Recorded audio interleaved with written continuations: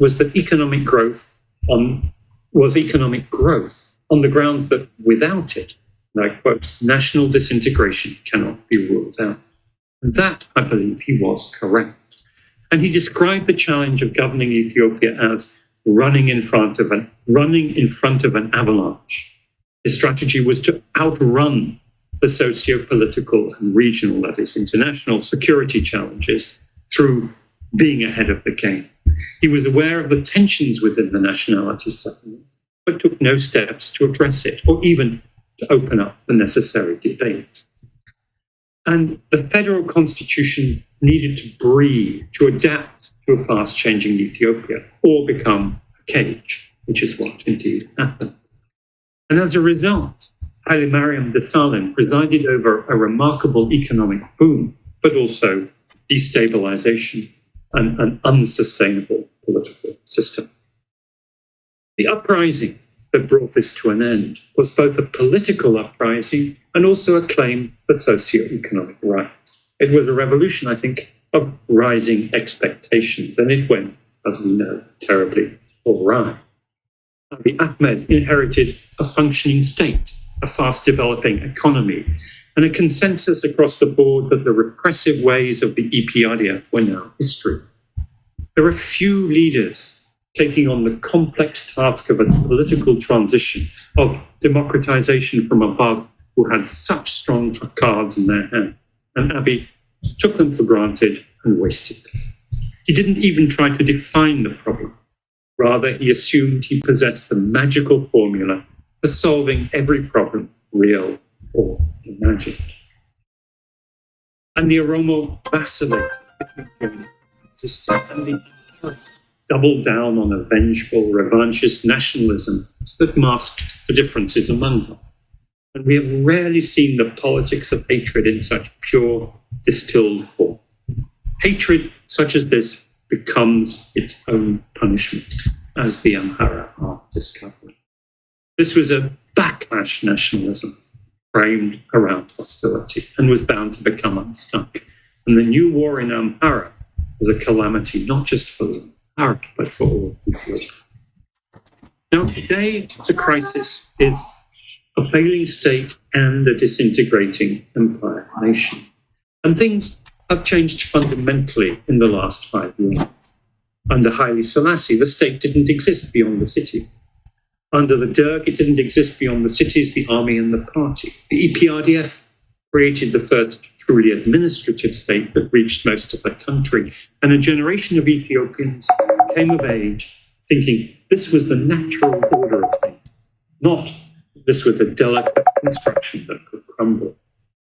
And the language of democratization, of democracy versus authoritarianism, concealed the deeper issue of an institutionalizing state versus a system of government based on transactional politics, what some Africanist scholars call the politics of the belly, or what I have called the political marketplace. Abiy stood around admiring the view. He was caught in the avalanche. He inherited a state, he dreamed of an empire, and his legacy will be that he left Ethiopia with neither. Or perhaps we could say he succeeded in resurrecting the Ethiopian empire in the accurate historical sense of becoming an absolute despot whose authority does not extend beyond the first checkpoint outside Addis Ababa. He rules like a classic big man from the 1970s, like Mobutu perhaps, dispensing his powers of patronage and intimidation, presenting one face to the outside world and another to his domestic constituencies, constantly shifting his alliances, keeping his rivals, challengers off balances. He's turning Ethiopia into Zaire. Now, for many African leaders, for many foreign diplomats, their response is, so, what's so bad about that? Except that just a few years ago, Congolese envied Ethiopia instead of the other way around. There was a time when Ethiopian revolutionaries, whether they diagnosed the primary problem as one of nationalities or of political economy, could welcome disorder and upheaval because they expected a new order would emerge from such turmoil. But at the moment, I'm afraid we can no longer proceed on that assumption. The circumstances that make for state crisis make it inescapable. They're not Abiy's fault. They long preceded him. They far outmatch him. What is his fault is that he failed to understand the predicament and acted recklessly. But nonetheless, standing still is not an option on either the nationalities issue or the political economy issue. Time is not on our side. Continuing with the status quo will lead to state failure as night follows day. And the questions that we face realistically are how quickly the state will decay or collapse. What will be the contours of that decay or collapse? Complex, diverse states, such as Ethiopia, tend to fracture along ethnic or confessional lines. But those fractures conceal dysfunctions of political economy that are no less profound, perhaps more so. And for a gathering such as this, defined by ethno-national identity and solidarity, it will be natural to focus on that element of the existing crisis and of the coming one. But it is, I suggest, no less important to delve into the challenge of political economy. Because while the nationalities issue can be, we hope, resolved through political debate and engagement, the political economy issue cannot wait. It demands leadership and action.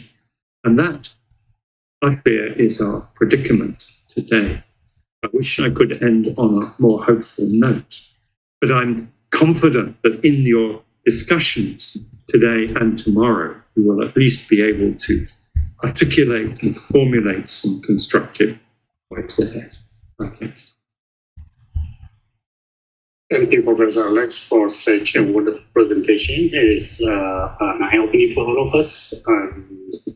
Again, if any of you have any question for Professor Alex, we have about 30 minutes discussion later in about 15 minutes. I hope Dr. Professor Alex will stay with us, and we move into the next meeting now. Thank you, Professor Alex, again. Welcome. So, Kenya in Itanu can get current states can get hard yellow Vaticani once and in this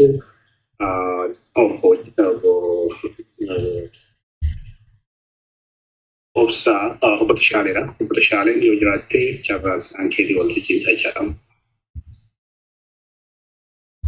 Obatashale.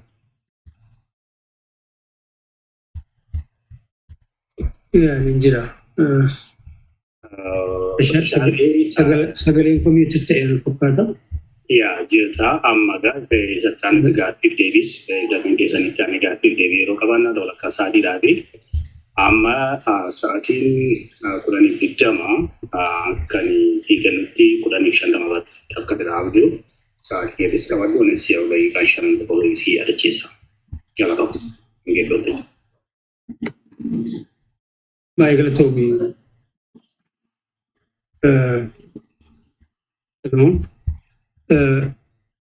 I am meant to introduce Professor Shetan and Bachala.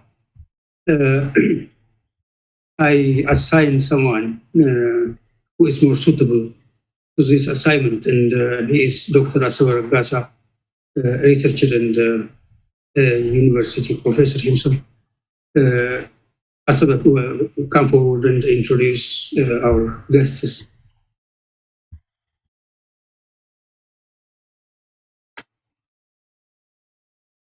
Okay. Thank you very much, Butishale. I think now I would proceed. Thank you very much all also for this, for organizing the conference. Just to say a few points before introducing our speakers. We are arranging this conference in a time when the Ethiopian state is in a deep crisis. State violence is becoming very rampant than ever before in history. persecutions and killings have been happening day and night and every day.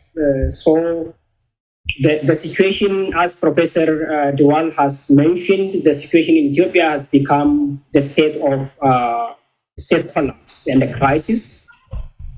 For kind of speaking on this, particularly going into the history and also reflecting on the current situations, we have two prominent speakers for this session. The first will be Professor Shetel Trombol.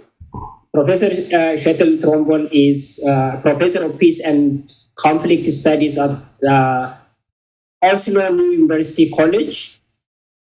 He's a very known scholar on the whole of Africa in general, particularly Ethiopia and Eritrea. Professor Trombol has written, published, researched on issues related to human rights, elections, peace and conflict studies, democracy, and published particularly two prominent books, which I myself have been also reading when I was at the early stage of my career. The first one, which many of you might remember, Brothers at War. And the second one is War and the Politics of Identity, with particular reference to Ethiopia. Professor Trombol has also been reflecting very recently on the war in Ethiopia, particularly on the in the northern part of Ethiopia, in the case in Tigray. But he's also very much conversant about the situation in Oromia. So he will be speaking on what went wrong in Ethiopia and can it be fixed. For the sake of my continuity, I also introduce the second speaker, who will continue with, who will speak on the impact of the current civil war on the Oromo people. This speaker will be a veteran of the Oromo Liberation Front, who went to school and the university during the imperial period, who experienced himself about marginalizations, oppressions, and state violence during the 1970s, 1960s.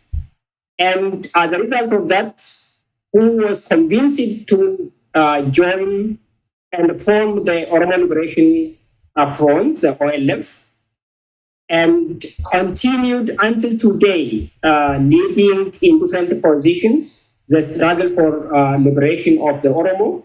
And this is Obachala Lata. Obachala also published very recently a book about Jirenya Kapswabao, the life and the journey of the OLF. They will be talking on different topics, as I mentioned. Now the floor is for Professor Shetel Trombol. Professor Shetel, 15 minutes. Thank you so much for that kind of introduction. I'm here to all friends of Oromo. And yes, the title I was asked to speak on, it's more the broader Ethiopian context. And I named it, What's Wrong with Ethiopia and Can It Be Fixed? It is posed, obviously, as a rhetorical question. What's wrong with Ethiopia in the sense that we all abhor its perpetual conflict dynamics? Why is Ethiopia caught in what appears to be an endless cycle of conflicts? And how come no regime seems to manage to fix it? To stop the endless bloodshed occurring in sites across the country. I will here briefly touch upon three key conflict dynamics and 4 factors contributing to sustaining conflicts. And in conclusion, I will address some possible approaches to elevate the situation. First, however, let me stress that the contemporaneous conflict dynamics in Ethiopia, as touched upon by Alex too, must be analyzed and understood in a long durée perspective. Most of the conflicts ravaging the country today have their origin maybe 50 years, 70 years, or maybe even 120 years ago. and a convoluted character disallow ready-made best practice conflict resolution approaches generally facilitated by international actors.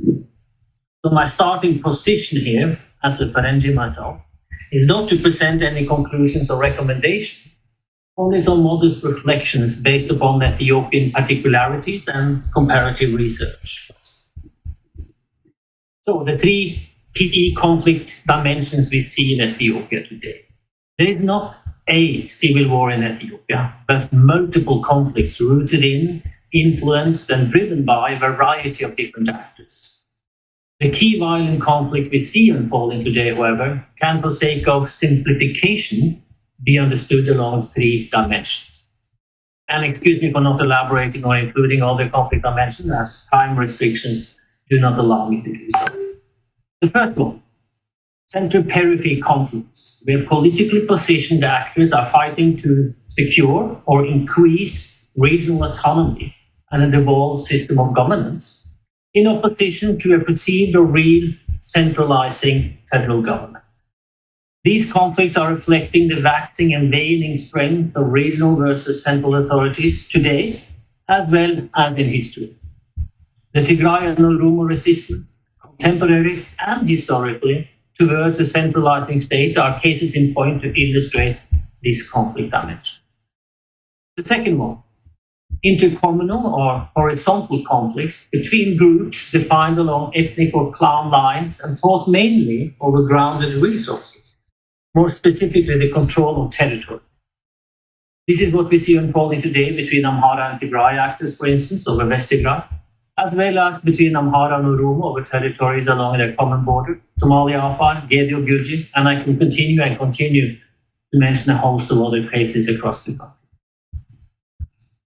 The third conflict dimension, however, is much more nuanced and challenging to unpack as it relates to citizens and collectives' understanding of and relation to the state itself. For purposes of this presentation, we can label it as a contested state narrative, or if you are inclined, the nations versus empire dimension.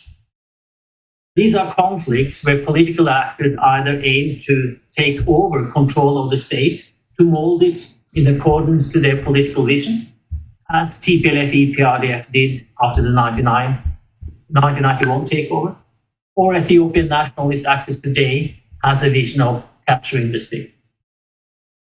Or conversely, conflicts driven by movements who aim to secede the nation from an empire, as Eritrea managed in 1991. Some would characterize the Oromo struggle to fall within this category of conflict, as fraction of the Oromo movement has arguably called for the establishment of a separate Oromo state. Conversely, elements within the ongoing Amhara or Ethiopianist armed movement have called for the takeover of the state to impose a new government structure reflecting their nationalism. This allows me to elaborate further on these dimensions, but I will return to them in my conclusion on how to possibly approach them for resolution.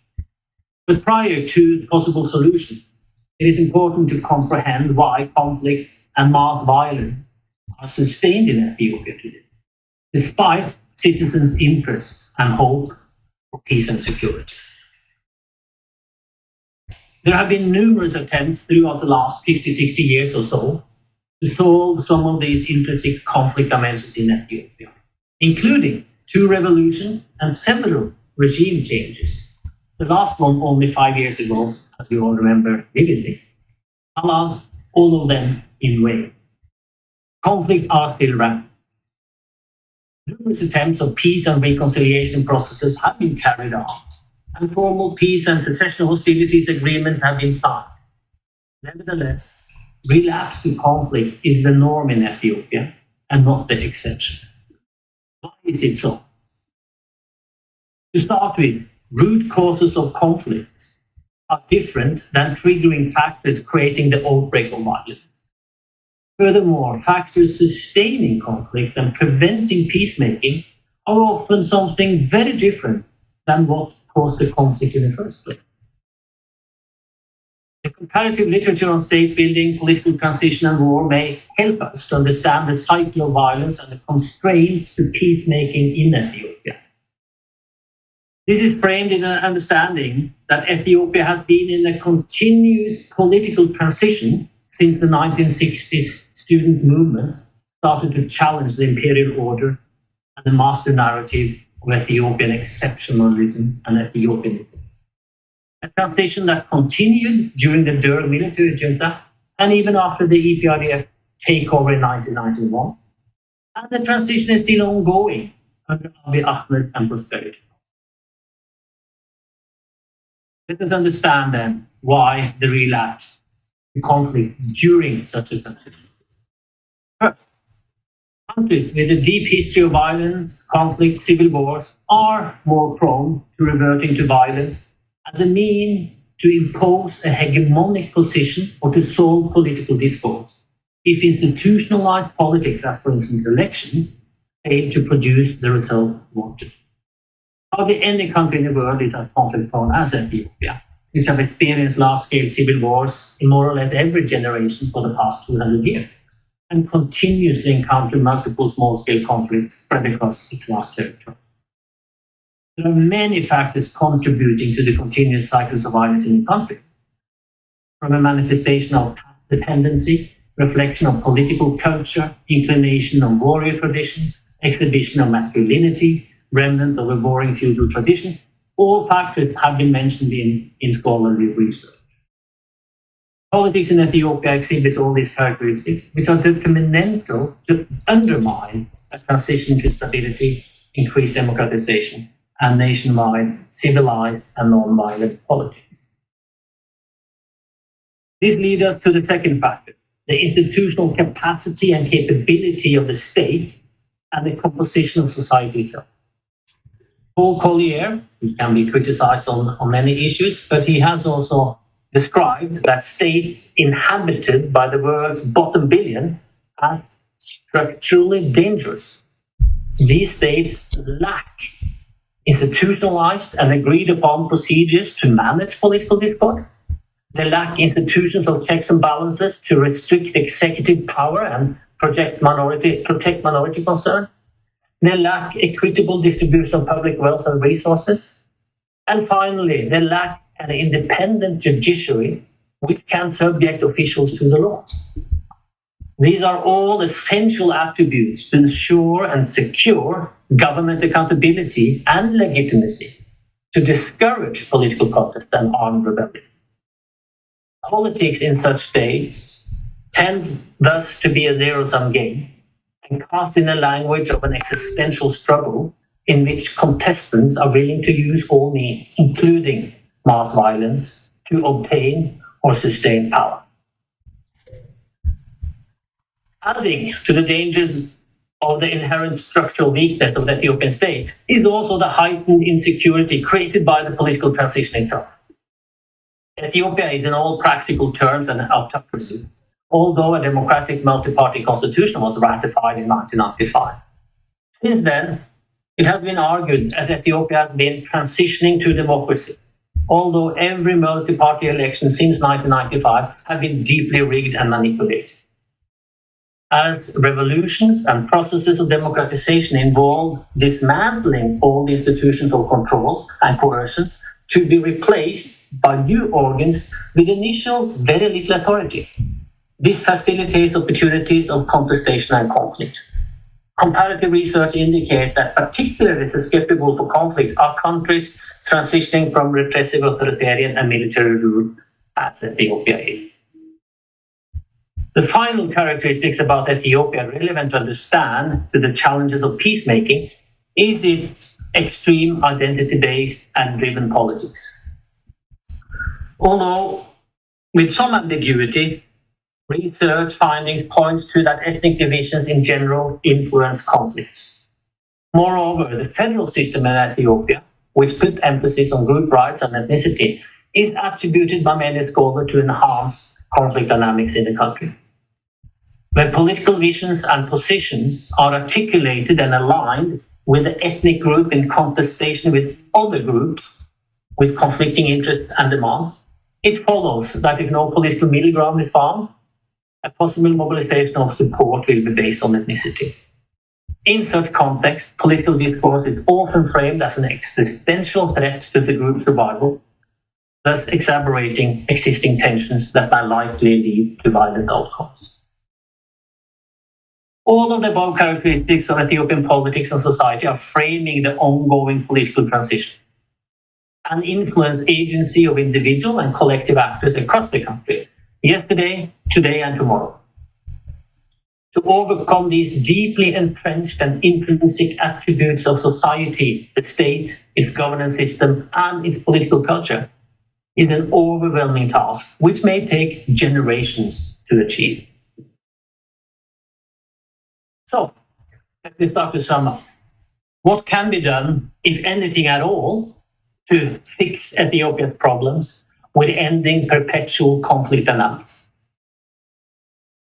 And let me stress, as a Ferengi, that responsibilities for these rest, of course, fully with Ethiopian people, and that outsiders should be very careful to impose any solution to these very intricate challenges. Moreover, the international diplomatic community and the development industry should pause and reflect upon the imperative of do no harm in designing possible intervention programs.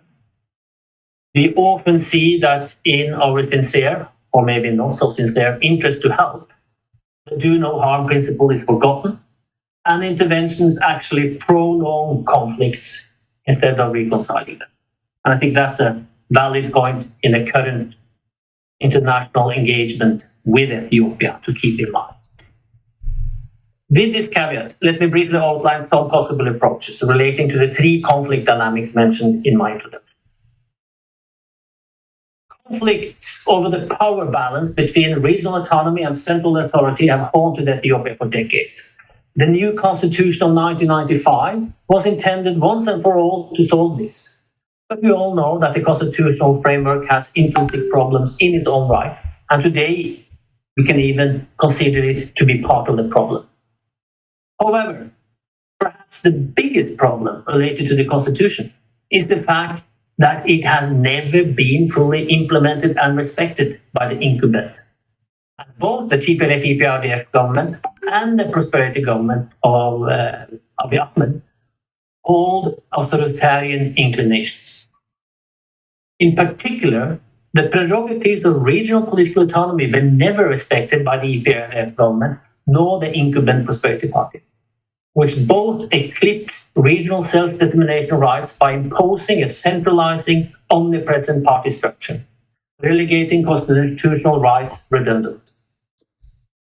So, if the incumbent actually respect the constitutional framework of the land and the liberal values and democratic and human rights therein enshrined, this may prove to pacify much of the conflict dynamics originating at the regional level. Increasing the democratic inclination of political elites in Ethiopia, if at all possible, is possibly the most effective conflict prevention remedy we can find.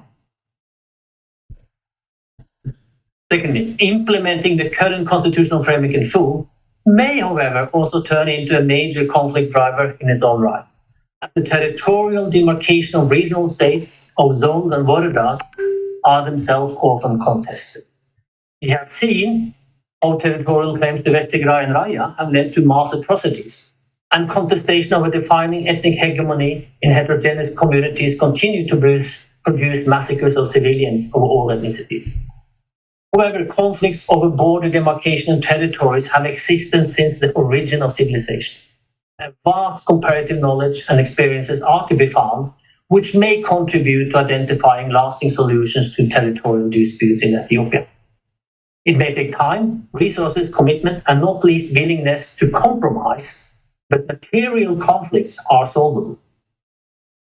Finally, both the two conflict dynamics mentioned, regional autonomy versus central authority and contestation over territory, are inherent to the grand conflict over what Ethiopia is, comprises, and embodies.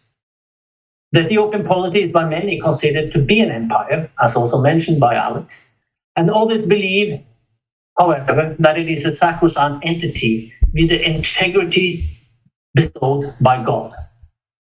However, the crafting of Ethiopia as seen on the map today, where the ruling elite derived from the Highland Corps mobilized its peasant armies to conquer and subjugate neighboring peoples, kingdoms, and nations in a colonial race against Western imperialists at the turn of the 20th century, provides historical justification for classifying Ethiopia as an empire, at least in the analytical sense of the term. Since the days of the student movement, the Ethiopian empire, or polity if you may, has been challenged from within, from political actors at the center as well as from the periphery. The empire crumbled and lost a key component in 1991 with the departing of Eritrea. Ogadennian political elites have tried both by violence in the 1970s and through constitutional mechanisms in the 1990s to wrestle Somalia regional state away from the grip of the empire, but was both time denied by the center. After experiencing a genocidal war on Tigray from 2020 to 2022, it is plausible to argue that the Tigrayans today would vote overwhelmingly in favor of secession and independence had they been given that opportunity, which they were promised by the political leader and which is enshrined in the constitution. And finally, the Oromo insurgency and the struggle for self-determination and possible independence from the imperial state is the longest running in Ethiopia, traversing 4 different regimes and still ongoing today. Without solutions. Conclude, Professor. Yeah. I'm finalizing now. Finding a compromise which may reconcile the preservation of Ethiopian polity under its current authoritarian outlook in the face of deep-rooted cultural and historical claims and visions projected by political elites claiming to represent their people and nation-states to be, seems unattainable now. This mother of all conflicts in Ethiopia has never been solved, only suppressed over and over again by a strong center.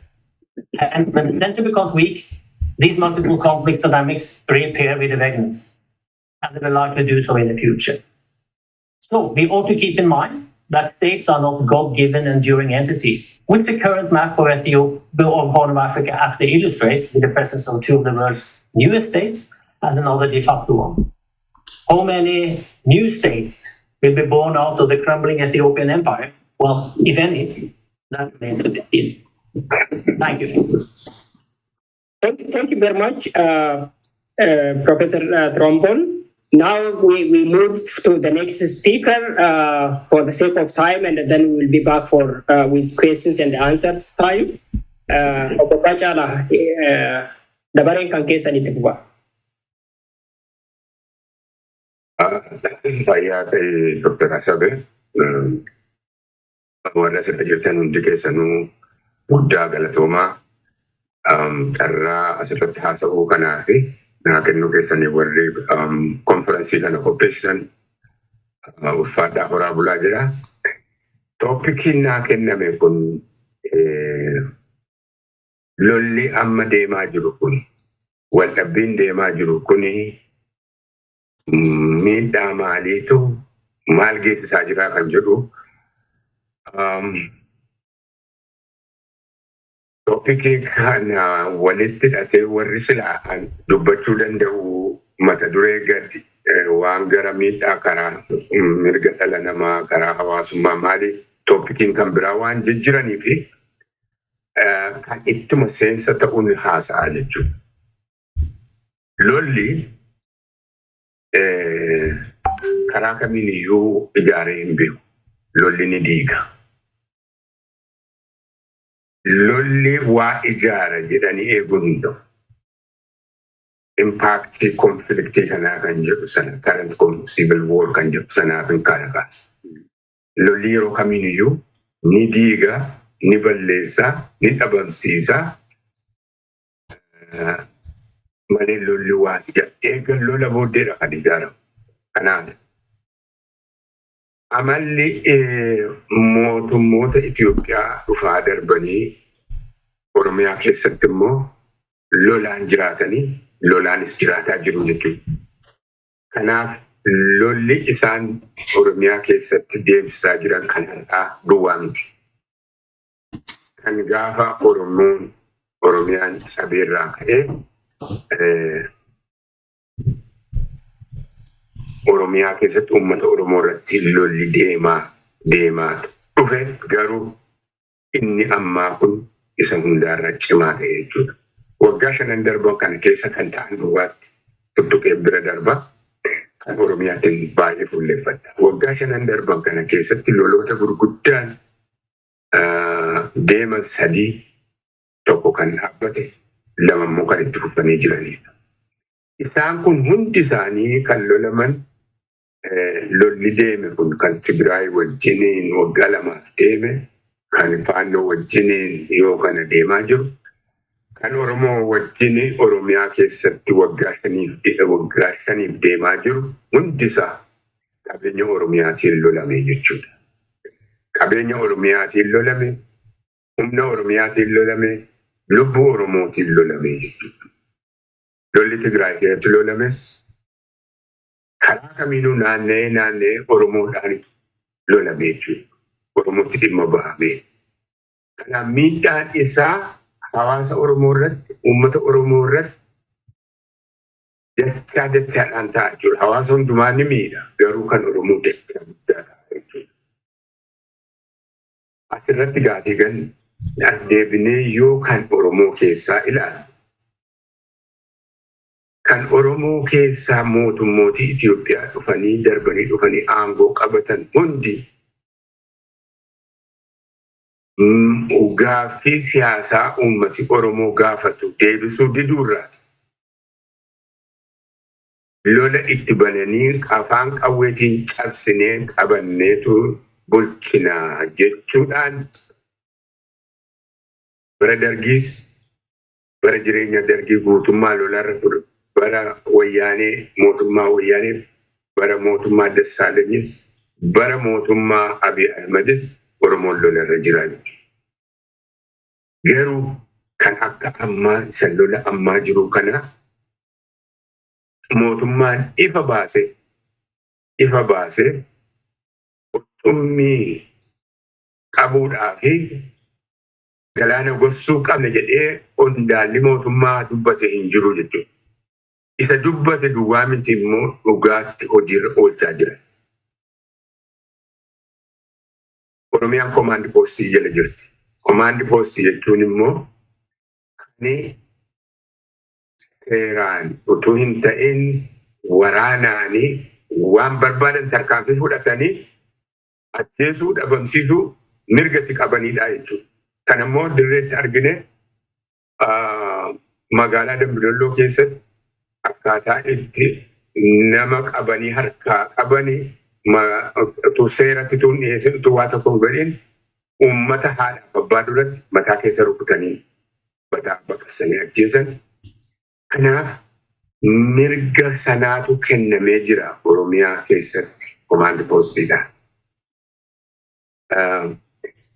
Oromoon waggoota yoo gabaabbate waggoota arfan darban kana nagaan jiraatee hin beeku.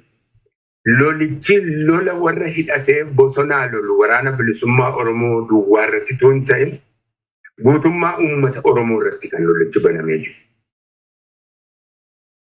Amma mucaa waggaa 3-4 ajjeesuutti lolli kun deemaa jira jechuudha. Kanaaf miidhaan isaa, impaaktiin isaa bal'aadha jechuun kana kaasa. Mootummaan tokko humna isatti fincilee hidhatee lolu ofirraati loluun karaa.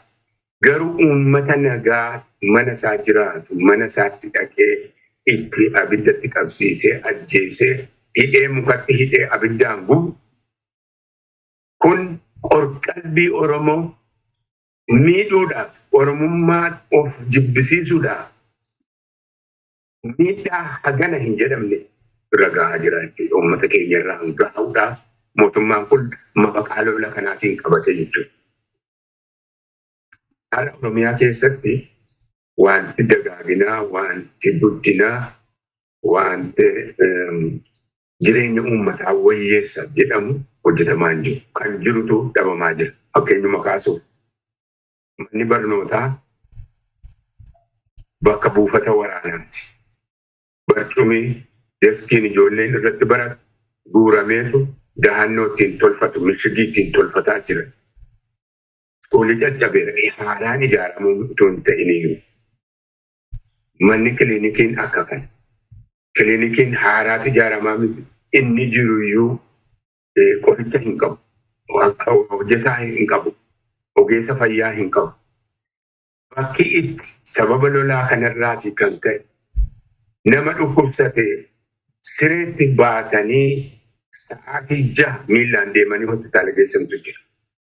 Amma sadarkaa sanaatti miidhaan waraanni kun uummata keenya irraan gahaa jiru. Kan biraa karaa qonnaa, karaa horachuu, karaa jireenyaattis waggaa arfan darban kana keessa uummati keenya buna qotatee, bunni bosona keessa jira, bosonaati buna isaa qotatee aramatee galfachuu dadhabee gurgurachuu dadhabee hiyyumaa saaxilamee jira. Bakka itti midhaan inni qotame kuni wanbadee nyaachutti jechuudhaan ciranii balleessantu jira. Kanaaf uummaticha hiyyoomsine, uummaticha deegsinee waraana kana moohannaa kan jedhuudhaanitu lolli walumaa galatti uummata keenya irratti banamee jira jechuudha. Qotee bulaa irratti banamee jira jechuudha.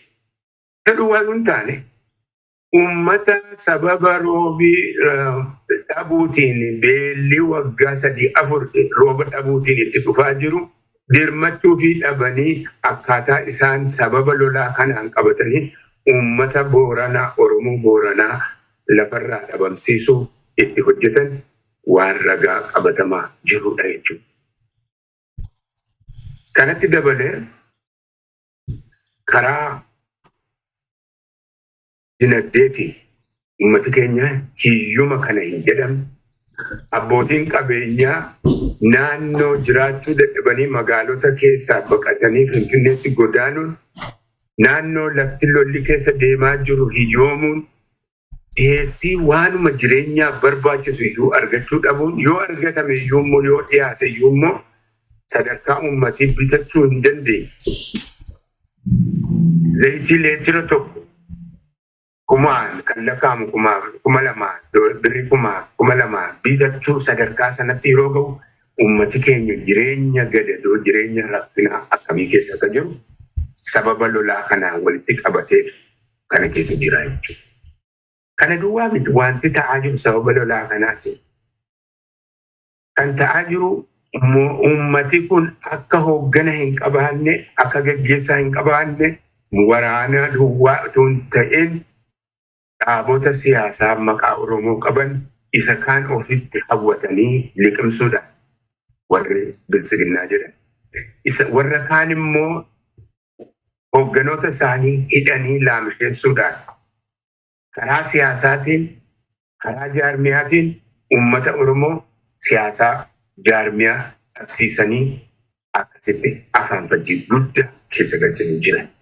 Lola kanatti qabachuudha. Kana duwwaatuutti hin dhaabbatin hawaasichumayyuu keessaatii warra waa barate illiitiif jedhamu horiidhaanis bitachuu hin ta'u. Yaada isaa qoodanii mootummaa Oromooti. Mootummaa Oromoo maal barbaadu? Warruma kaleessa qabsoo Oromootiif dubbataa turan, mirga Oromootiif, mirga hiree murteeffannaa Oromootiif dubbataa turan har'as deebi'anii mootummaan kun kan Oromooti yeroo jedhanii dubbatan caalaa kan nama qaanfachiisu. Kunis lola kanaaf walitti qabatee jira. Daandiin wal quunnamtii naannoo Oromiyaa keessaa eega caccabee badeeti. Ummati waan qotateyyuu yoo qotateyyuu isuma qabuyyuu gabaatti baafatee gurgurachuu dhabee hiyyuma keessatti yeroo inni jiru. Daandiin wal quunnamtii jedhama. Lafa lolli jiru kana keessatti wal quunnamtii moobaayilaa telefoonaa kutanii uummata quunnamtii ala taasisuun elektiraak amartaa erga baabseentu ta'e. Kana hundumaa yeroo arginu mootummaan kun sababa lolaa kanaatiin uummata Oromoo irratti lola waraana bilisummaa Oromoo loluu duwwaatu hin taane uummaticha lolaa jira. Jenosaayidii guddaatu irratti deemaa jira. Daangaa Oromiyaa humni fincaleeyyii Amaaraa seenee yeroo inni ganda gubee balleessee jaarsaa jaartii dubartii ulfatuun jedhin ajjeesee mataa muree ittiin sirbu mootummaan kun waan godhe hin qabu. Ittumaa gargaaruudhaaf humna silaatii uummata ittisu irraa baasee achi naannoo sanaa kaasee karaa banuufiidhaan daangaa Oromiyaa cabsiisuudhaan karaa Wambaraatiin, karaa Giddaatiin, karaa Kiramuutiin, karaa Salaaleetiin, karaa Wallootiin sababa lolaa kanaatiin diigamsi guddaatu Oromiyaa irratti deemaa jira. Kana ta'eeti gaatii wanti har'a silaatii kan irratti dubbachuu natti tolu ture maallu wayya kan jedhudha. Kan nu wayyuu maali kan nutti deemaa jiru balaa guddaatas deemaa jira Oromoof Oromiyaa kan dhabamsiisu. Humna keenya lolaa jiru akkamitti bira dhaabbannaa akkamitti mataa walitti qabannaa wal dorgomuu dhiifne waliin qoccollee wal taakaaluu dhiifne akkamittitu humna har'a mirga bilisummaa Oromootii fi mirga hiree murteeffannaa Oromootiif lolu bira dhaabbannaan silaan waan bal'inaan irratti haasa'uu qabnudha. Gabaabsinaan jettani wanta bal'aa natti kennitanii gabaabsi jettani kanaaf wanti nu baasu nuyi Oromoo haala hamaan nu dura jira. Haala karaa hundaatiin Oromummaa Oromiyaa dhabamsiisuuf dhaaba malee jaarmiyaa malee nu hambisuudhaaf waraana bilisummaa Oromoo hamma danda'amantti dhabamsiifnee harka kennachiifne jechuutti kan jiramu waan ta'eef wal qabannee walii keenya gidduutti marii godhannee kan nu baasu lafa keeyyannee yoo deemne malee walaa lolaa kanaatiin ijoollee nurratti banamee jiru sanyii duguggaan uummata keenya irratti deemaa jiru hin dhaabbatu. Amala mootummaa Itoophiyaati. Mootummaan Itoophiyaa humnaan malee nagaa haasa'ee hin beeku. Isa humnaan nutti dhufammoo humnaan ofirraa deebisuun mirga keenya.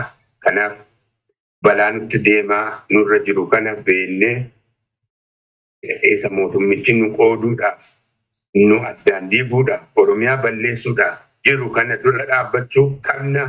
Kun immoo mirga keenya. Kana jedheen asumarratti dhaabaa fayyaataa waan sila baay'ee jedhuun qaban ture. Yeroo jalaa fayyaataa ulfaadhaa.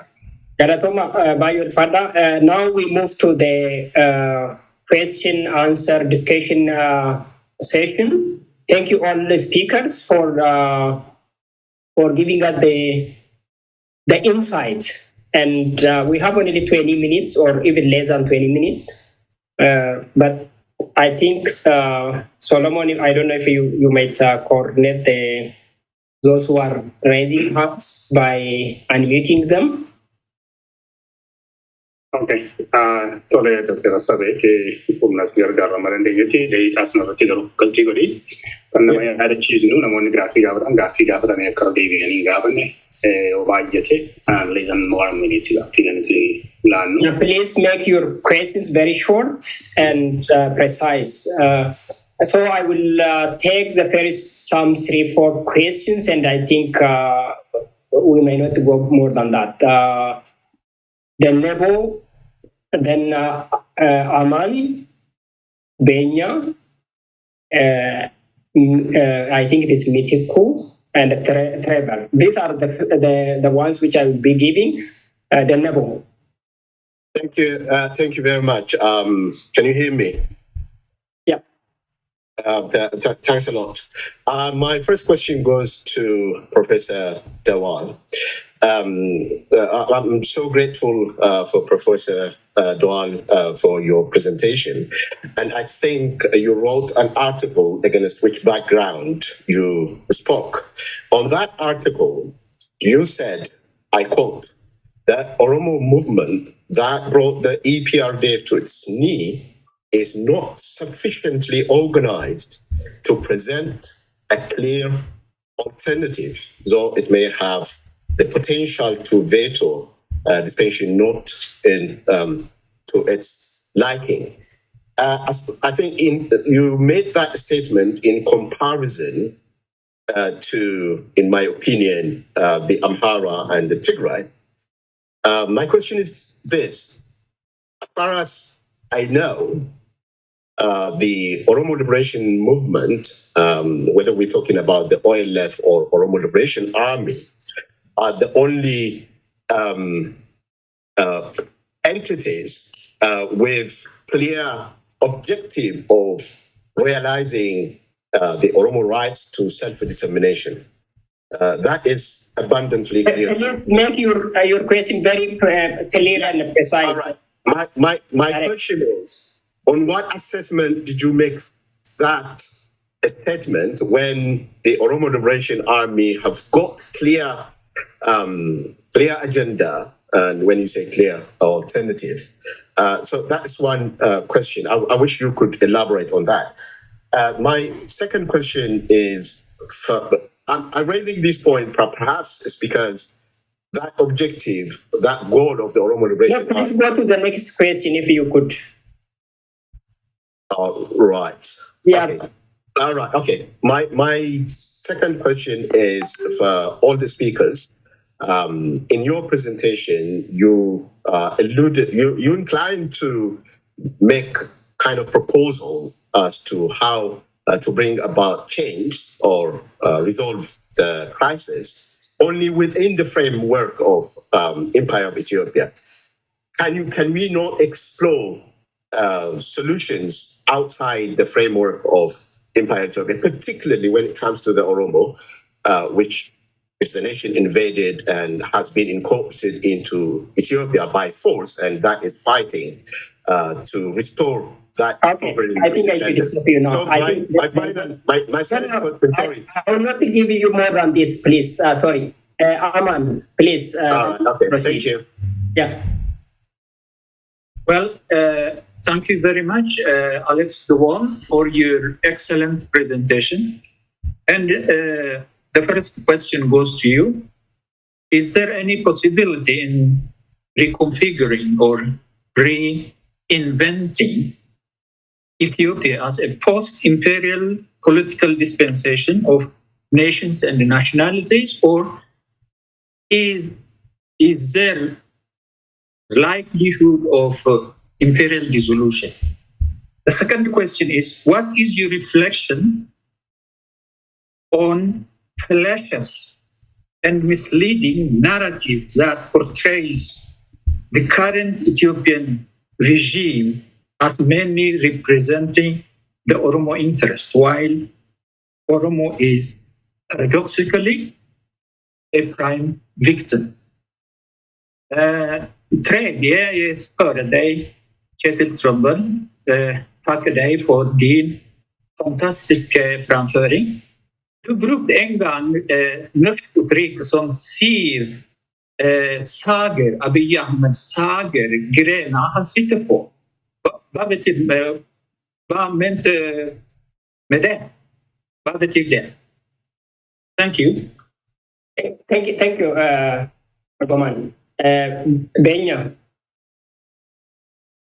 Yeah, thank you very much for presentation. I really enjoyed it, and I have one question that really has been bothering me for so long. Professionally, from public health perspective, I have been trying to understand the way the violence in Ethiopia is implicated to public health problems. So my question for you, for Professor Turnbull, is that from public health perspective, violence is contagious. It also has incubation period. It is predictable, preventable. So practically, we would have avoided it, we would have prevented it. The problem from the beginning, from state formation, Ethiopia has been formed by violence, and it continues to be violent state. If that's continued, we have no hope in the future unless we do something now and stop. As I said, it is contagious. It's just like COVID virus, it's contagious.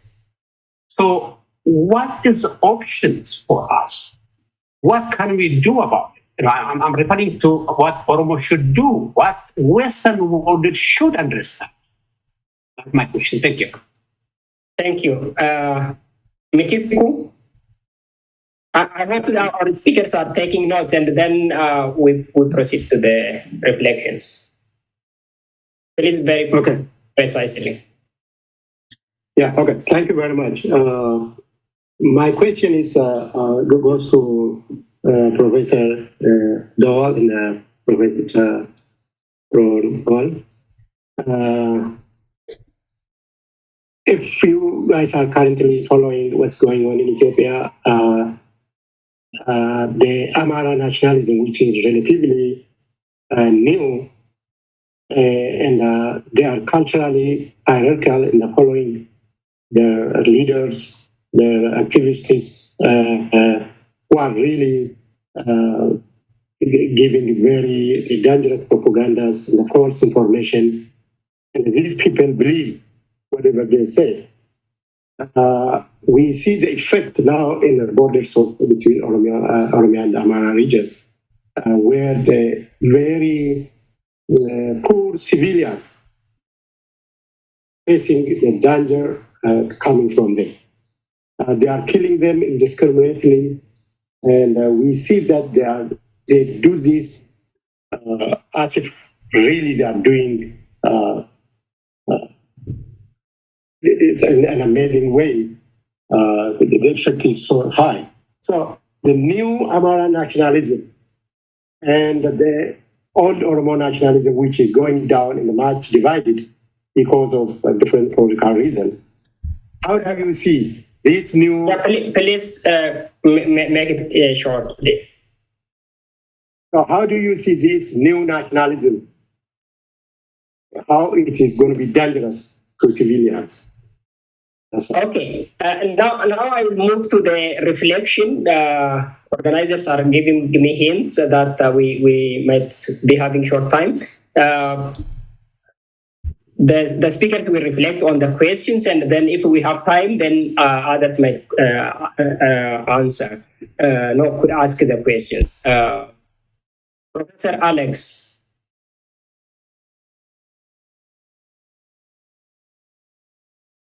Is Professor Alex around back? Because he mentioned it. Professor Trombol? Yes, thank you. Please reflect on the questions. I think Alex left us. Let me briefly try to address the questions. And I'm not sure I fully understood all of them, but first of all, if there exists a solution for Oromia outside the Ethiopian Empire, if I understand that question correct, meaning that we should look upon Oromia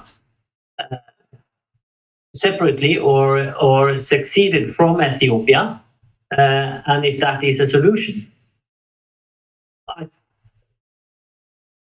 If Oromia becomes a separate state from Ethiopia, I think it will be hard. It is conceivable, certainly, but I think it will create certainly a lot of new problems and additional problems, not only for Ethiopia, but also for Oromia, exactly because the territory of the Oromia regional state today is so vast and stretches across what is defined as Ethiopia. But obviously, as the political context is, if the political context is worsening, these kind of political visions need to be further entertained, and the challenges of that scenario needs to be addressed to see if that scenario is feasible. I still haven't seen, and I'm sure I have missed a lot of it, but I'm trying to follow at least academic production on it. I still haven't seen any good assessment of that scenario, how it is supposed to be fulfilled, and how to mitigate then the fallout on West Ethiopia, so to say. Looking forward to see any studies of that. If anyone of you have that, please inform me.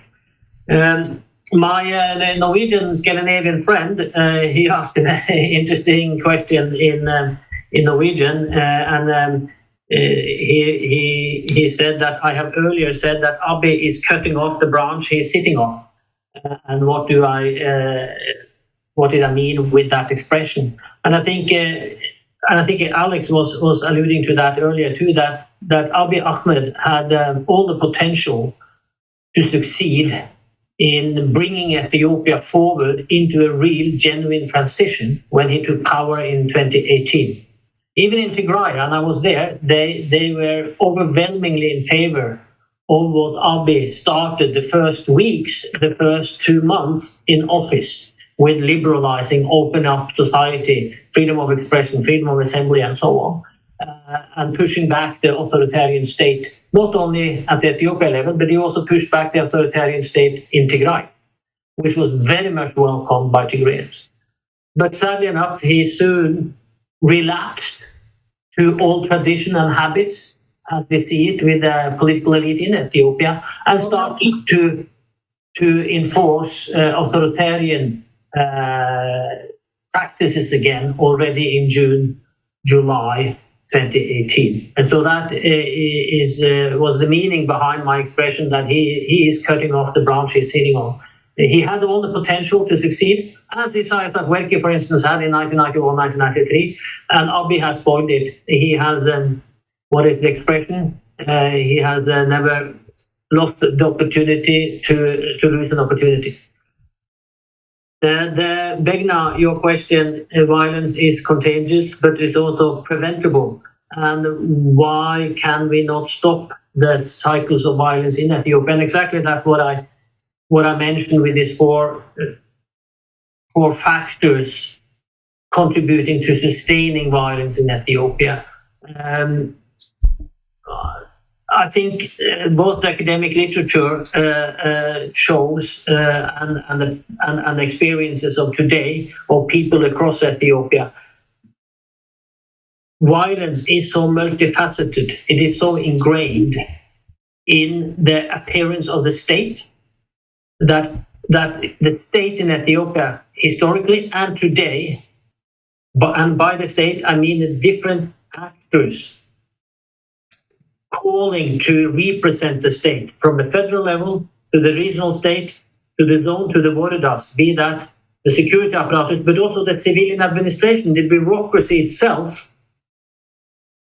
have exhibited violence with impunity for years after years after years after years. That creates and sustains a political culture which is very difficult to stop. And it reflects back again to civilian actors that violence is an opportune instrument to use to hit back on state actors for protection or for revenge or for political purposes. I often try to inform my politicians and diplomats in Europe and Scandinavia that the political thinking among certain, I'm not saying all, but among leading political elites in Ethiopia is that violence is maybe the first tool they have in their political toolbox, instead of the last, where it should be the utmost last tool. And we see it over and over again. And how to breach that cycle? Well, I don't have any answer to that. I don't know. It might take generations, as I said. And finally, Mitiku's question on, I believe, the new nationalism. You are referring to the Amhara nationalism as we see it unfolding today. And the dangers of that is certainly so. The dangers of not only Amhara nationalism, but of ethno-nationalism in general in Ethiopia, if you can use that term, instead of pointing the finger at one group, because you have the tendencies of ethno-nationalist violence in all regional states, more or less, where the minority group, Amharas in Oromia, Oromos in Amhara, Gumus in, Amharas in Benishangul Gumus, and so on and so forth, are vulnerable. Civilian minority groups are vulnerable for violence perpetrated by various actors. Please summarize the driver we have. Yeah. Thank you very much. Obbo Bajaan daqiiqaa tokkoof wayi qabnaa ishee makeessatti yaada qabdan gaaffii isin ilaallatu yoo jira. Gaaffiin kallattiin ilaallatu. Kallattiin isiniin gaafatamnee walumaa gala jedhame kan kan reflect goota yoo jiraate daqiiqama tokkoof wayii qabna silas. Yaa daqiiqaa tokko kana keessatti waan an jechuu barbaadu mootummaan Itoophiyaa dhufanii darban hundi gaaffii Oromoo deebisuuf hin jiran. Oromoon gaaffii isaa gaaffii ifaa lafaa qabaa. Kan ammoo kan inni argachuu danda'u akka sabaatti yoo keessa isaatti gaaffii kanarratti wal ijaaree waliin cimee ka'e malee walii isaa gidduutti as deebi'ee ana malee jedha ta'e. Kuni gaaffii Oromoo danqaa, gaaffii Oromoo akka dhageettiin arganni taasisaa. Waraanni sadarkaa hundaatti waraanni bilisummaa Oromoo sadarkaa hundaatti guddataa dabalaa deemaa jira. Jijjiirraa mootummaa tokkorraati mootummaa kan biraatti dhufu gaaffii Oromoo itti cimsaa deema. Akkuma isaan miidhaa Oromoo irraan gahan dabalaa dhufaniif gaaffiin Oromoo humni sochiin Oromoo immoo bal'ataatu har'a Oromiyaa guutuu keessa jira. Kana akka inni of duuba hin deebine taasisuu irratti qonni warra baratee Oromoo keessaatii rogeeyyiin wal qooduu walii dhaggeeffachuu dhabuu dhiisee wal duukaa luucca'ee kanaa akka tumsa ta'u balaa Oromootti deemaa dhufaa jirutu jira. Balaa sana keessaa baafuudhaa kan dandeenyu immoo akka sabaatti yoo sochoone duwwaadha. Yeroon nuyi itti abaluun sana jaarmiyaa sana abaluun kana jennu miti akka sabaatti yeroo nuyi socho'uu qabnu amma. Kanarratti jabaatee hojjechuu qaba. Oromoo wal dhaga'uu, wal dhaggeeffachuu, wal dhugeeffachuudhatu qaba. Walii isaa wal takaaluu hin qabu. Wanti ala kanatti dhaga'amaa jiru kan wal qoqqooduu kuni baay'ee nama suukanneessa. Kanarraa of haa qusatu Oromooni. Kanuman dhaamuu barbaada. Ulfaadha baay'ee galatooma. Thank you very much our speakers and unfortunately we have to stop this session here and then we move to the next session. Those of you who had questions, you might get the chance in the next round. Now I introduce speakers of the next session, and the team by itself is also a bit different. The team of our speakers will be on the short and long-term impact of the war on the Oromo and then the way forward. I have two speakers in this category. The first one is Mr. Igao Kallu. He is a lecturer at Glasgow University in the UK. His specialization is on areas of environmental issues, socioeconomic problems, and issues related to justice. And he speaks on more of the economic consequences of the war on the Oromo.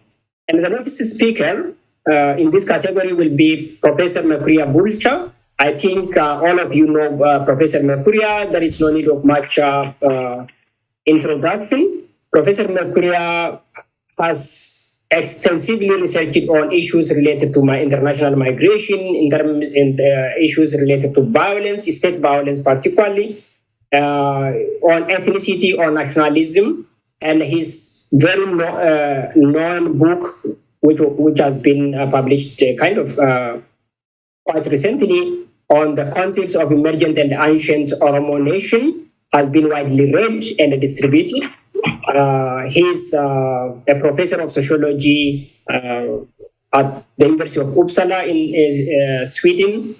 And the first speaker will be Mr. Edao. 15 minutes, please.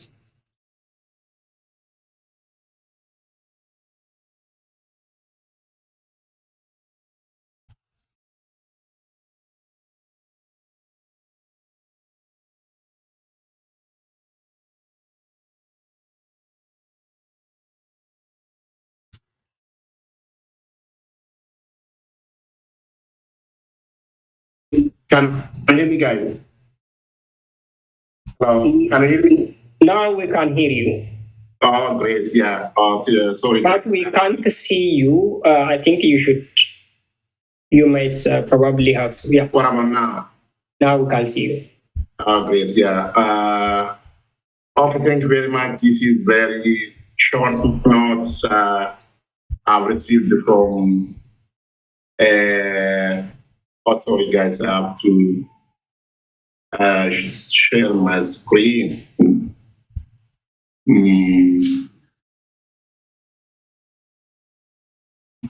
Guys, when I'm sharing, I'm missing my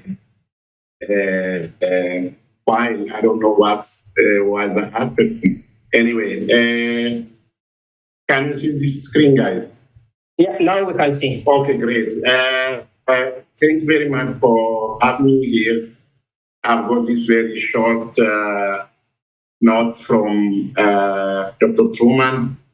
Yeah, I should, as a junior professional, I have to respond to any Oromo issues. So I'll try to highlight especially what's currently going on in Oromia and what's going on in Ethiopia on following outlines. I don't want to waste my time. So before directly going to the issue about economics, I want to highlight what's the Oromia representation in terms of Ethiopian data set. Obochala Lata has explained very well, thanks for that, how Oromo is, representing or any issue, going on in that country. In terms of population, as we know, the majority, there's no any question, over 40% of the population in that country is, this is the biggest nation. In terms of land mass, we are claiming it's over 600,000 square kilometers, but the current data on official current data is around 350,000, which is considered about 32% of the total land mass. GDP, in terms of GDP, around 62%, income contribution around 60%, and the food supply to that country is nearly 50%. So having this data, when we are talking about Ethiopia, we are talking literally about Oromo. That's something I want to make a point here.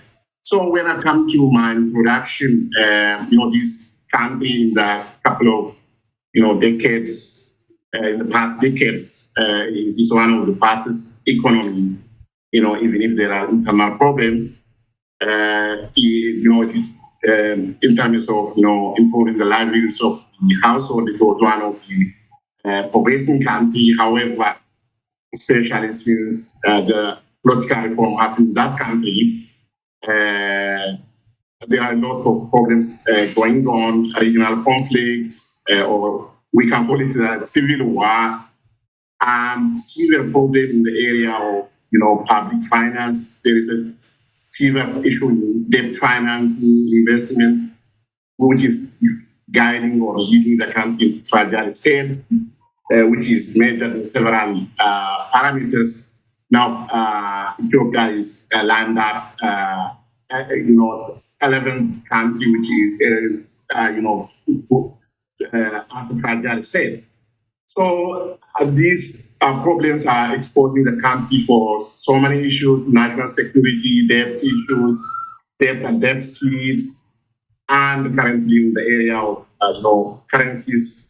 As everybody knows, the parallel, the official exchange of that country is widening, and creating a lot of problems.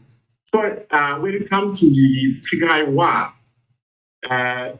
war is, as everybody is aware, war is the most expensive investment or expensive project, in this world. It's only the Tigray war costs over part of annual budget of that country, and because of that conflict, over 22 billion, physical infrastructure was demolished, which require another investment. And, the manufacturing industry in Tigray, which contributes about 10%, was looted, probably to Eritrea, or totally demolished. And that contributes, the loss of productivity, about 2% of national GDP. Because of this conflict, as you know, over 4 million populations are displaced internally, about 20% or about 20 million are need emergency aid. nowadays, as you know, in every corner of the country. Inflation, as you know, is increasing from time to time in history. Ethiopia is, our society are suffering from inflation, and it is over 35 at this moment. And especially this war creates a huge diplomatic loss, which, especially when it comes to the USA, USA is because of the diplomatic problems. They suspend from Agua, one of the, the market, niche market for Ethiopia opened recently. Ethiopia is to export 7%, but that's gone, and over 1 million jobs lost. And the country needs about 500 or half billion foreign currency. And since the Tigrayan war or the Northern war, there is no single company applied to invest in that country. Even the existing company, over 600 companies was closed their businesses, and the existing company are closing because of so many problems, because of currency issue, input infrastructure facility, and civil issue in the area of supply chain.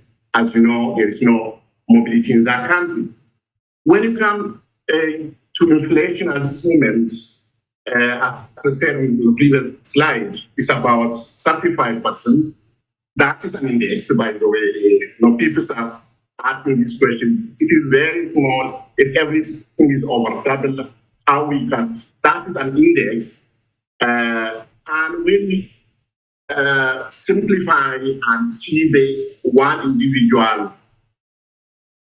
family living in Addis or in Finland, before this conflict or before this, regime coming to power, a family of three individual, mom, dad, and one boy can sustain in Finland for about 3,200 Ethiopian per, but that's worth to 14,000 now a day. So we can imagine how people are suffering from inflation at this moment. So the cause of inflation is the first point is the stability, as you know. The other serious is surplus, because surplus are chained because of mobility issue. There's no, mobility in the Zambia. It's not possible to dispatch, agricultural products from RC to Walaga or from RC to some other part of the country. So that caused one of the cause for inflation. The country aid normally, supply from the US is lost because of human rights breach in that country, or the IMF and World Bank already spent $1 billion. The government is another major and local issue is lifting of subsidies, especially on essential products like fuel, wheat, fertilizer, especially the wheat that import before, supporting the community. So the other point is overexpending of unproductive facility. As you know, the government is investing more on unproductive issues. In addition to this, the global phenomena is also contributing, like COVID and the Russia-Ukraine war. When it comes to the government expenditure, the construction of one palace, as you heard from different media, is over 10 million Ethiopian birr. So, you can imagine these kinds of, unproductive investment, how even more aggravate the inflation and reduce the productivity in that country, because these kinds of resources usually be invested on infrastructure, establishment of unproductive parks, over 4 parks are established so far, expense of several ceremonial programs, several million dollars are invested on those kinds of programs, purchase of military artillery like this man was purchased about 10 drones from different countries, which cost a single drone about $6 million, excluding the operation and the maintenance cost. I heard for one, media, a 1 hour flight for one drone is 1 million. It cost the country about 1 million Ethiopian birr. You can imagine how much they are investing on this issue. So the source of fund at this moment, before all the source of fund was closed and the government was forced to sell, the Ethio Telecom, as you know, is over 850 million to Safaricom and some loans from the United Arab Emirates. When it comes to the Russian-Ukraine war, yes, especially on fertilizer, that significant change happened. You have 3 minutes, Mr. Edo. 3 minutes. Okay. Let's move to some macroeconomic policies that the government are moving, especially the government are at early. This conflict, the foreign exchange rates was floated in a history of that country, usually to be the fixed exchange rates, and that's I guess that probably lead to looting of resource in the near future. There is a high foreign currency deficit at this moment because the export and import are not balanced. The country can able to export or ship 3 billion, which less than 1/5 of the import. When we come to from fiscal perspective, government is spending on, as you know, and without any restrictions, so that creates a lot of burden, on the especially on inflation and crowding down the business in that country. Debts are increasing from time to time. Now it's almost more than half of the GDP. The weak capacity of controlling the underground economy. The economy, as you know, is more of in black or underground economy. Over 200 billion Ethiopia, currently operating in the black market. The pension funds, pension fund is one of the fund that's reserved for retirement, but government are pushing to risk investment at this moment. And the capital fund, it's not used for productive purpose, rather they are using for military purposes.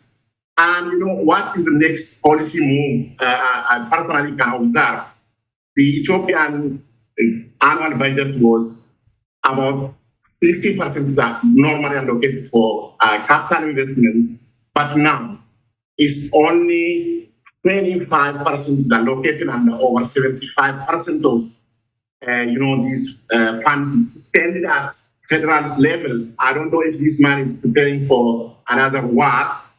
So, let me take you to more of the recommendation. As Oromo, as diaspora, we have to work hard how this instability is, issue should be resolved, and especially some of the policy move happening in that country. We have to protest against, those issues, especially like currency exchange and sale of assets, which is mainly, the originally from the Oromia.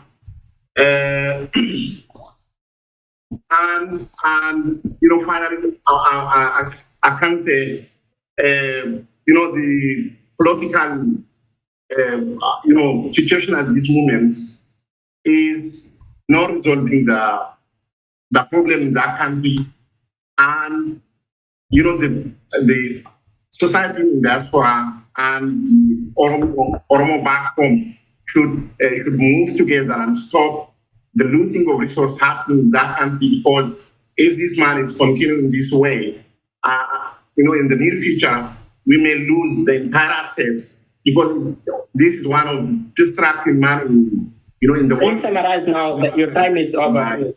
Different data. Okay, thank you very much. So, if you have any question, probably I can more elaborate, and thank you very much for Yeah, thank you. Thank you also for managing the time properly. Now we move to the next speaker. As I introduced, Professor Mekuria will be having 15 minutes. Professor Mekuria, please, the floor is yours now.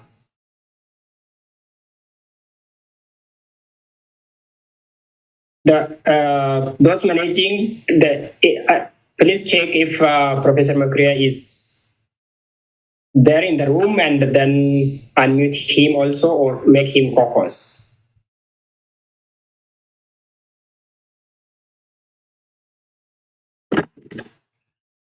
He's in the room and he can unmute himself. Okay, Professor Mekuria, amma jalqabuu dandeessu daqiiqaa 15 qabdu. Okay, afaan Ingiliziitiin hundumtuu jechuudha miti? Afaan Ingiliziitiin waayya namoonni biraanis waan jiraniif. Okay.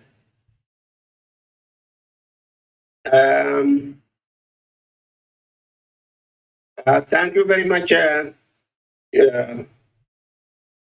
all of you organizers, listeners. I am happy to say, to be present here and say a few things about the current conflict in Ethiopia and its long-term social and cultural impacts on the Oromo people.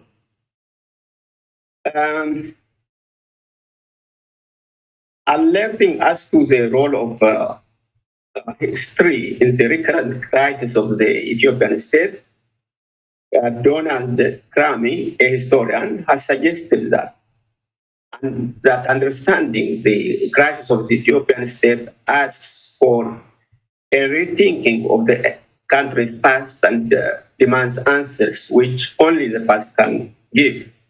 He wrote this on the eve of the demise of the Derg regime in 1990.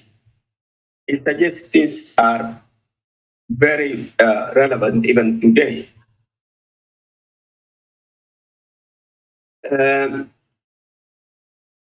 That means we cannot understand or explain the controversy between those I call in this presentation unitarist and federalist without reference to history. We cannot understand the arguments that is going on. Unitarists claim that the 19th century conquest and annexation of the south of the Ethiopian empire by Emperor Melik was an act of the reunification of the nation and state of Ethiopia, which has a history of more than 3,000 years. They associate Ethiopia's current crisis with the federalism, and blame the TPLF and OLF for imposing on it a law of beasts. They call the federal constitution is a law of beasts. The federals do not share the unitarist narrative about the 3,000 years long Ethiopian history. They call the current Ethiopian state a defunct empire created by Emperor Menelik during the last quarter of the 19th century in tandem with the European scramble for Africa. However, the unitarists will revoke the federal structure of the current state and restore the unity of the ancient state. The federalists, such as the Oromo or the Oromo organization, so in 1991 opted for federalism over separation with the hope that it would support a process of democratization of the multi-nation empire state. To revoke the federal structure means establishment of their own independent state. We can understand the current crisis if we take these controversies into account. We must look at the reaction reactions, the unitarians and the restorationists, in line with this, with the confusion which the Prime Minister Abiy policy briefly described law as in mind. He has created confusion when, from the start, regarding the controversies on the nature of the Ethiopian state. Prime Minister Abiy Ahmed started his career in 2018, giving messages already in his initial public speeches, which led to contradictory expectations. He took the myth about the Solomonic dynasty literally. The Solomonic dynasty is about the 3,000 years story. And piled on Menelik admiration on the controversial greatness of the Ethiopian emperors. He made controversy. He created controversy between the federalists and the unitarists. He praised Emperor Menelik as a unifier of the ancient Ethiopian state. He undertook costly renovation of the Menelik's palace, as we all know. He promised to raise Ethiopia to have lofty place which he claims she had been in the past. Amara elite, who are unitarists in general, whose feelings were boosted by Prime Minister Abiy's promises and actions, declared loudly that they had found their Messiah. Their dream for the revival of Amara hegemony were reinforced. Their demands for the revocation of the federal constitution and the revival of the old unitary system became louder. This problem is what we are, seeing today in Ethiopia. That is what from what the Ethiopian peoples and the Oromo people are suffering. Abiy ignored the Oromo, of course. While feeding the dream of the Amara elite with hope, he ignored the wishes of the Oromo people who had struggled for a democratic change, which cost the lives of over 5,000 Oromo youth called Kero. He devalued the sacrifices made by the Oromo Kero and downplayed the patriotic struggle they had made to free the people from the TPL and brought Abiy to power. The Amara elite dream and Prime Minister Abiy's public speeches contradict the Oromo struggle for democratic resolution of the Ethiopian crisis. Many Oromos feel that the transition to democracy, which saw some light following the demise of the TPL regime, will soon be reversed. Disappointed by what was going on in Finne, some members of the OLF refused to lay down arms and continue armed struggle in western and southern Oromia. Disillusioned Oromo youth who struggled for the demise of the TPL regime started to join them. The Oromia government announced on several occasions that they had destroyed the Oromo Liberation Army, which is now gaining ground in Oromia. The insurgents, of course, kept on growing in different zones, not only south and western Oromia, but all over Oromia. The development in Oromia was what the Prime Minister Abiy or the Amara nationalists had expected. They expected the Oromo had laid down arms and the OLF is a history now. That is not the truth. Abiy started war on the Oromo, and the Amara elites also start the war on the Oromo. Abiy started armed war with weapon, and the Amara elites, the mass media, the social media started verbal war.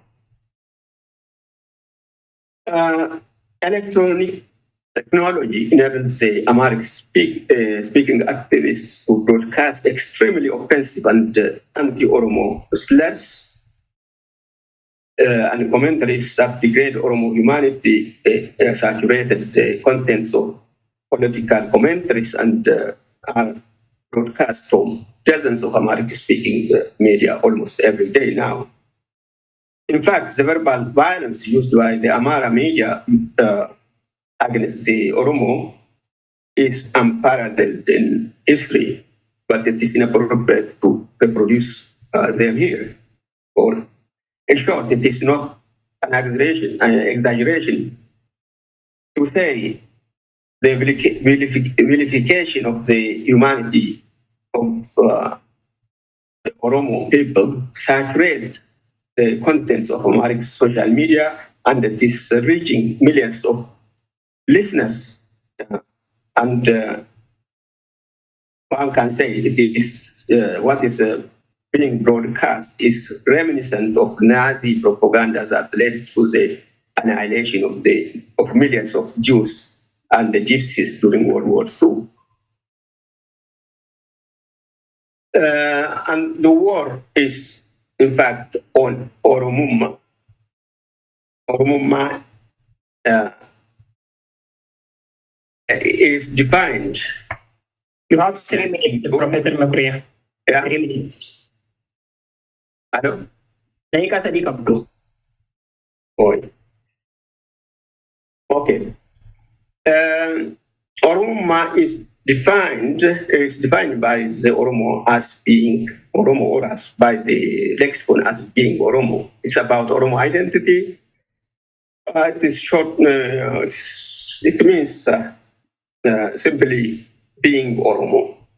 However, the unitarists, the Amara nationalists, have a different meaning. They interpret it as the enemy of Ethiopia. This is very serious because it harms the relationship between the Oromo and the Amara peoples. The Amara elite perceive that the Oromo are invaders who came to Ethiopia in the 16th century. They perceive that Ethiopia is a creation of the Amara people, and consequently, they argue that the land which the Oromo occupy belongs to the Amara. The source of this Oromo foreign origin was Amhara clergyman. One clergyman called Tayi Gebramariam wrote that Oromo came from Madagascar during the Zagwe dynasty, that is about during the 11th, 12th century. There is no cultural or linguistic evidence, of course, in Madagascar that shows that the Oromo were there. The other was Abba Bahire, who wrote the Oromo invaded Ethiopia in the 16th century. Although the story about the Oromo foreign origin of invasion is challenged and proven false by scholars, Amhara intellectuals, historians, and political activists are still claiming Oromia is an Oromo territory. And the story is cycled and it appears in social media, and according to one of the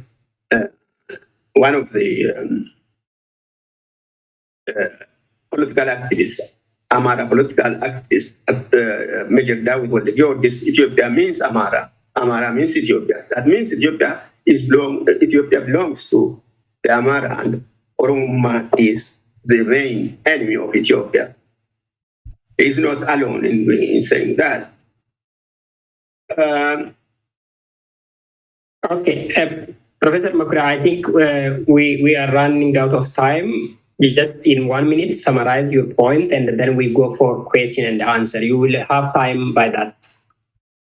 Okay. Well, of course, organized verbal violence led to a conference before, a conference. In a conference, got even further meaning. In a press release that came from a conference that is from called Vision Ethiopia. The conference was organized by the Vision Ethiopia. The Vision Ethiopia is an organization of scholars.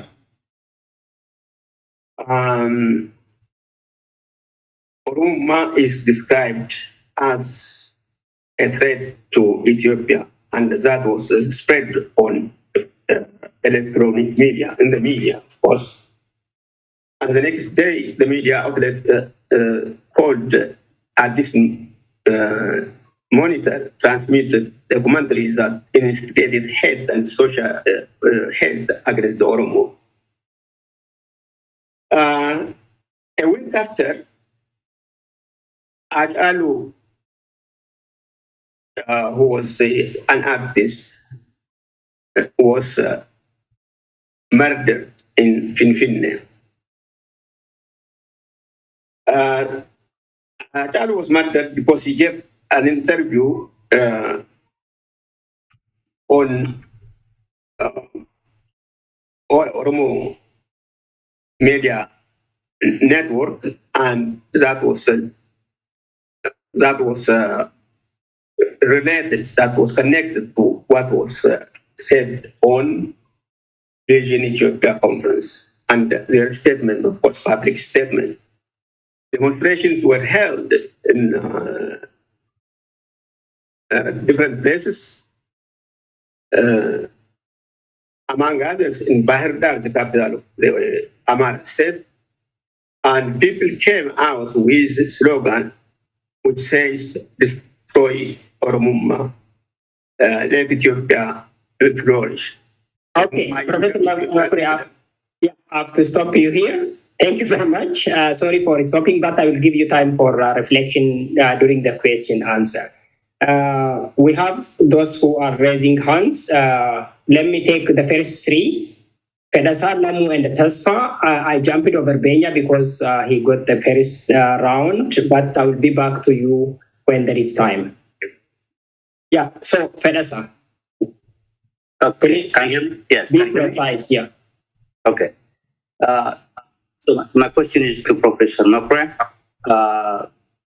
and it's regarding, given the continuous bombardment about Oromo origin, saying that we came from Madagascar, from Kenya, from Borana to Madawalamu, and finally the contest is whether Finfinne belongs to Oromo or not.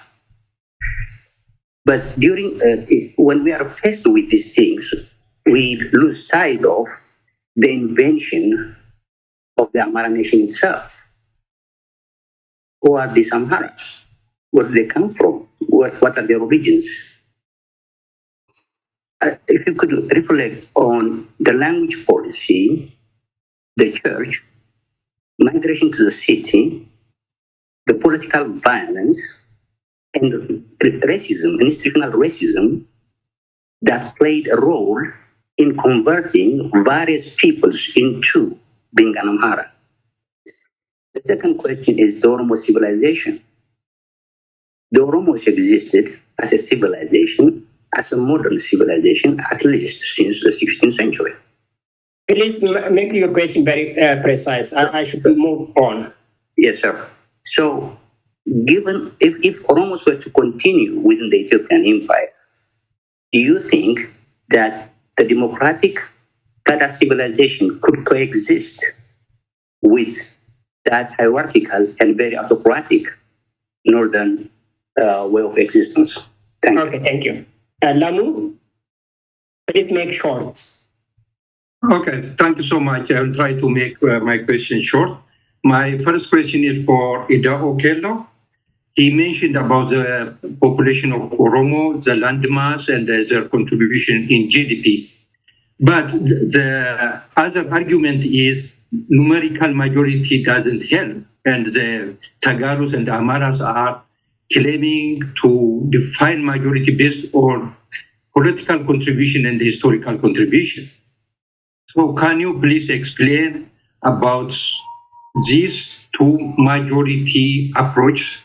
That means majority based on number and the majority based on political power and the making of Ethiopia. My second question is for Professor Mokria. He mentioned that Dr. Abiy ignored the demand of Oromo and devalued the Oromos. Why you think he did that? Why the demand of Oromo are ignored and why Oromos are devalued? Thank you so much. Thank you. I'm sorry, I had to interfere here. I raised my hand, in the first round too, and I didn't get an opportunity. I will give you. You will be the next after Tesfa. I noted that.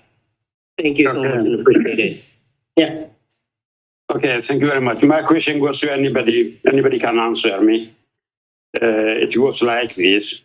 As militarily, Ola has recorded gain better position, better than yesteryears.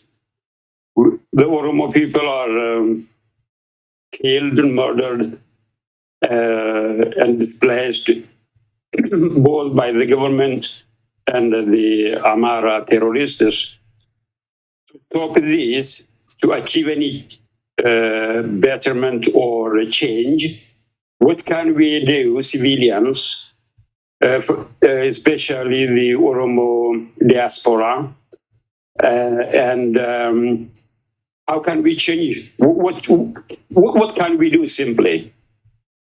Thank you very much. Thank you very much, KJ. Thank you for the opportunity. Yeah, I'm sorry about my just interference in there too. My question is to Dr. Mokwe.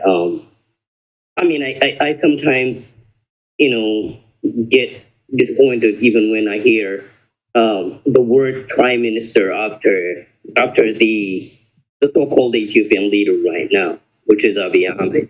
I wouldn't call him a prime minister myself because there is a quality to that word itself. So I would address my question like this: do you think Abiy Ahmed has any difference with the ideological political difference with the Amhara elites? Because I don't see that myself.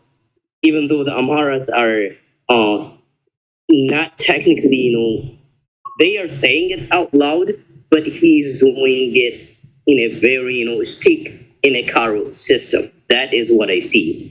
Do you see any political ideological difference between what Abiy Ahmed is doing right now and the Amhara elites, what the Amhara elites are doing? Not physical, but, the ideological political difference. That's my question to Dr. Mokwe. And again, anybody could tune into this, but thank you.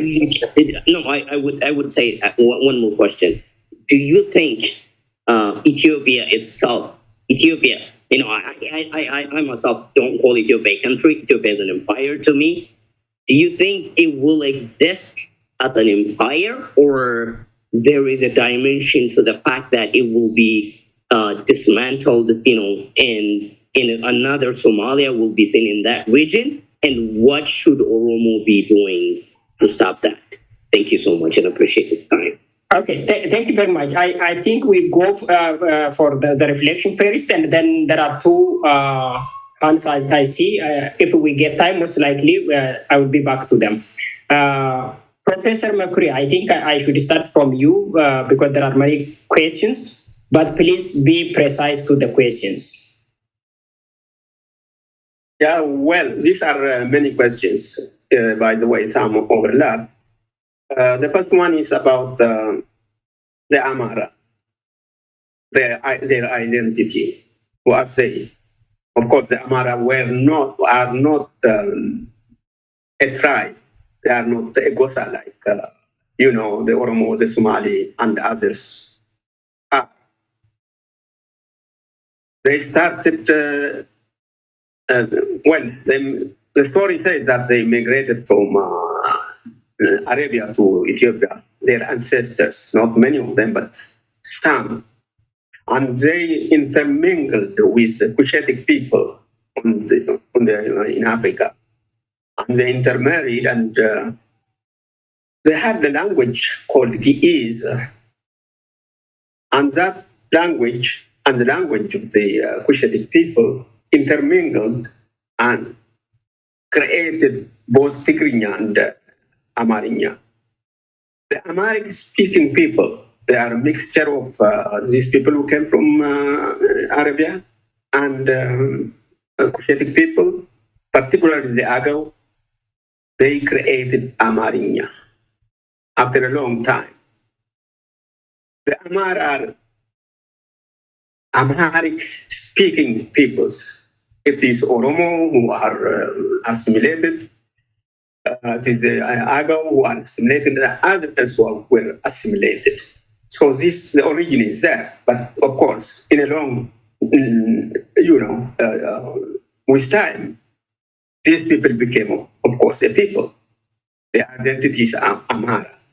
They speak Amarinya, and they have the Orthodox Christian religion.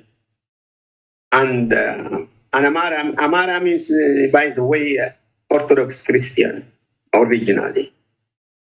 And those are the Amara people, even today. Then when you come to, you asked, I think there is the same person asked about the Oromo civilization and language and so on. Well, the Oromo have a civilization of their own. They have their language, their culture, and this has been, of course, as we know, suppressed, and it has resurged. The Oromo have started to write their language, to speak their language. It is now taught in schools. So, if your question is what is going to happen with Oromo having their language, the Amara, the unitarists trying to have a unitary state, what is going to happen to the Oromo language? I mean, to the Oromo. I think that is what the question is, and there is no way back. The Oromo have gone far, and this will continue. The Amara and the Oromo, they are going to exist side by side.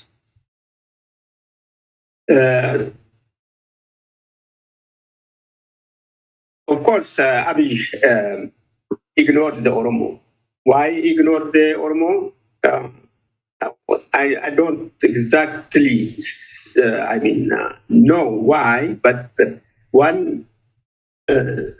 what comes to my mind is that they wanted to get the support of the Amara.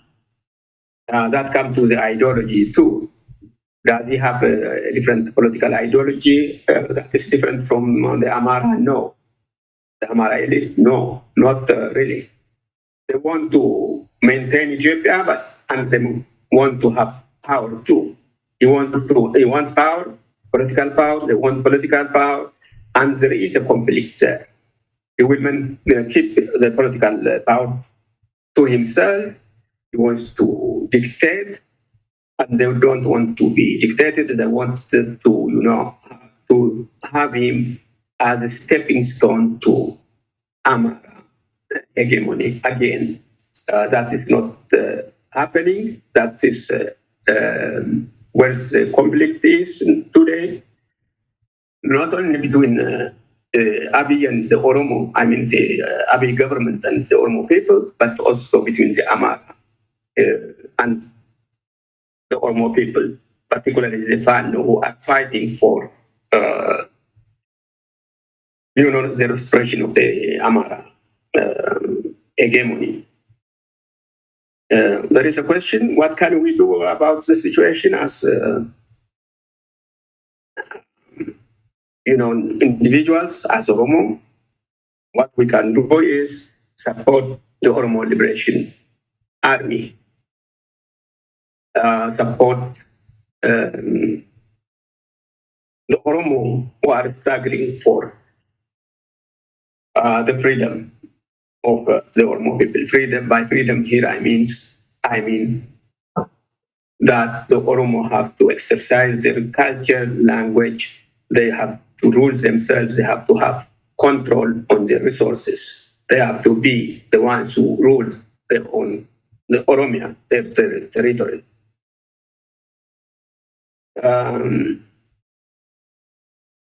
Okay, let's move to the next speaker, and then Professor Mukra, you will also have some time when next questions come in. Okay. Mr. Redao. Okay, thank you. I want to reflect on two questions raised from the audience.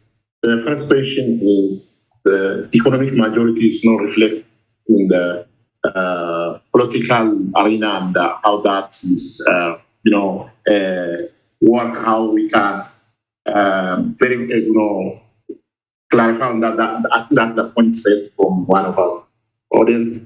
As you know, the northern part of Ethiopia is the two monarchs that ruling that country for decades, and they are the ones controlling the power, and we are struggling against that a system, and to be democratically, fairly, involved in politics,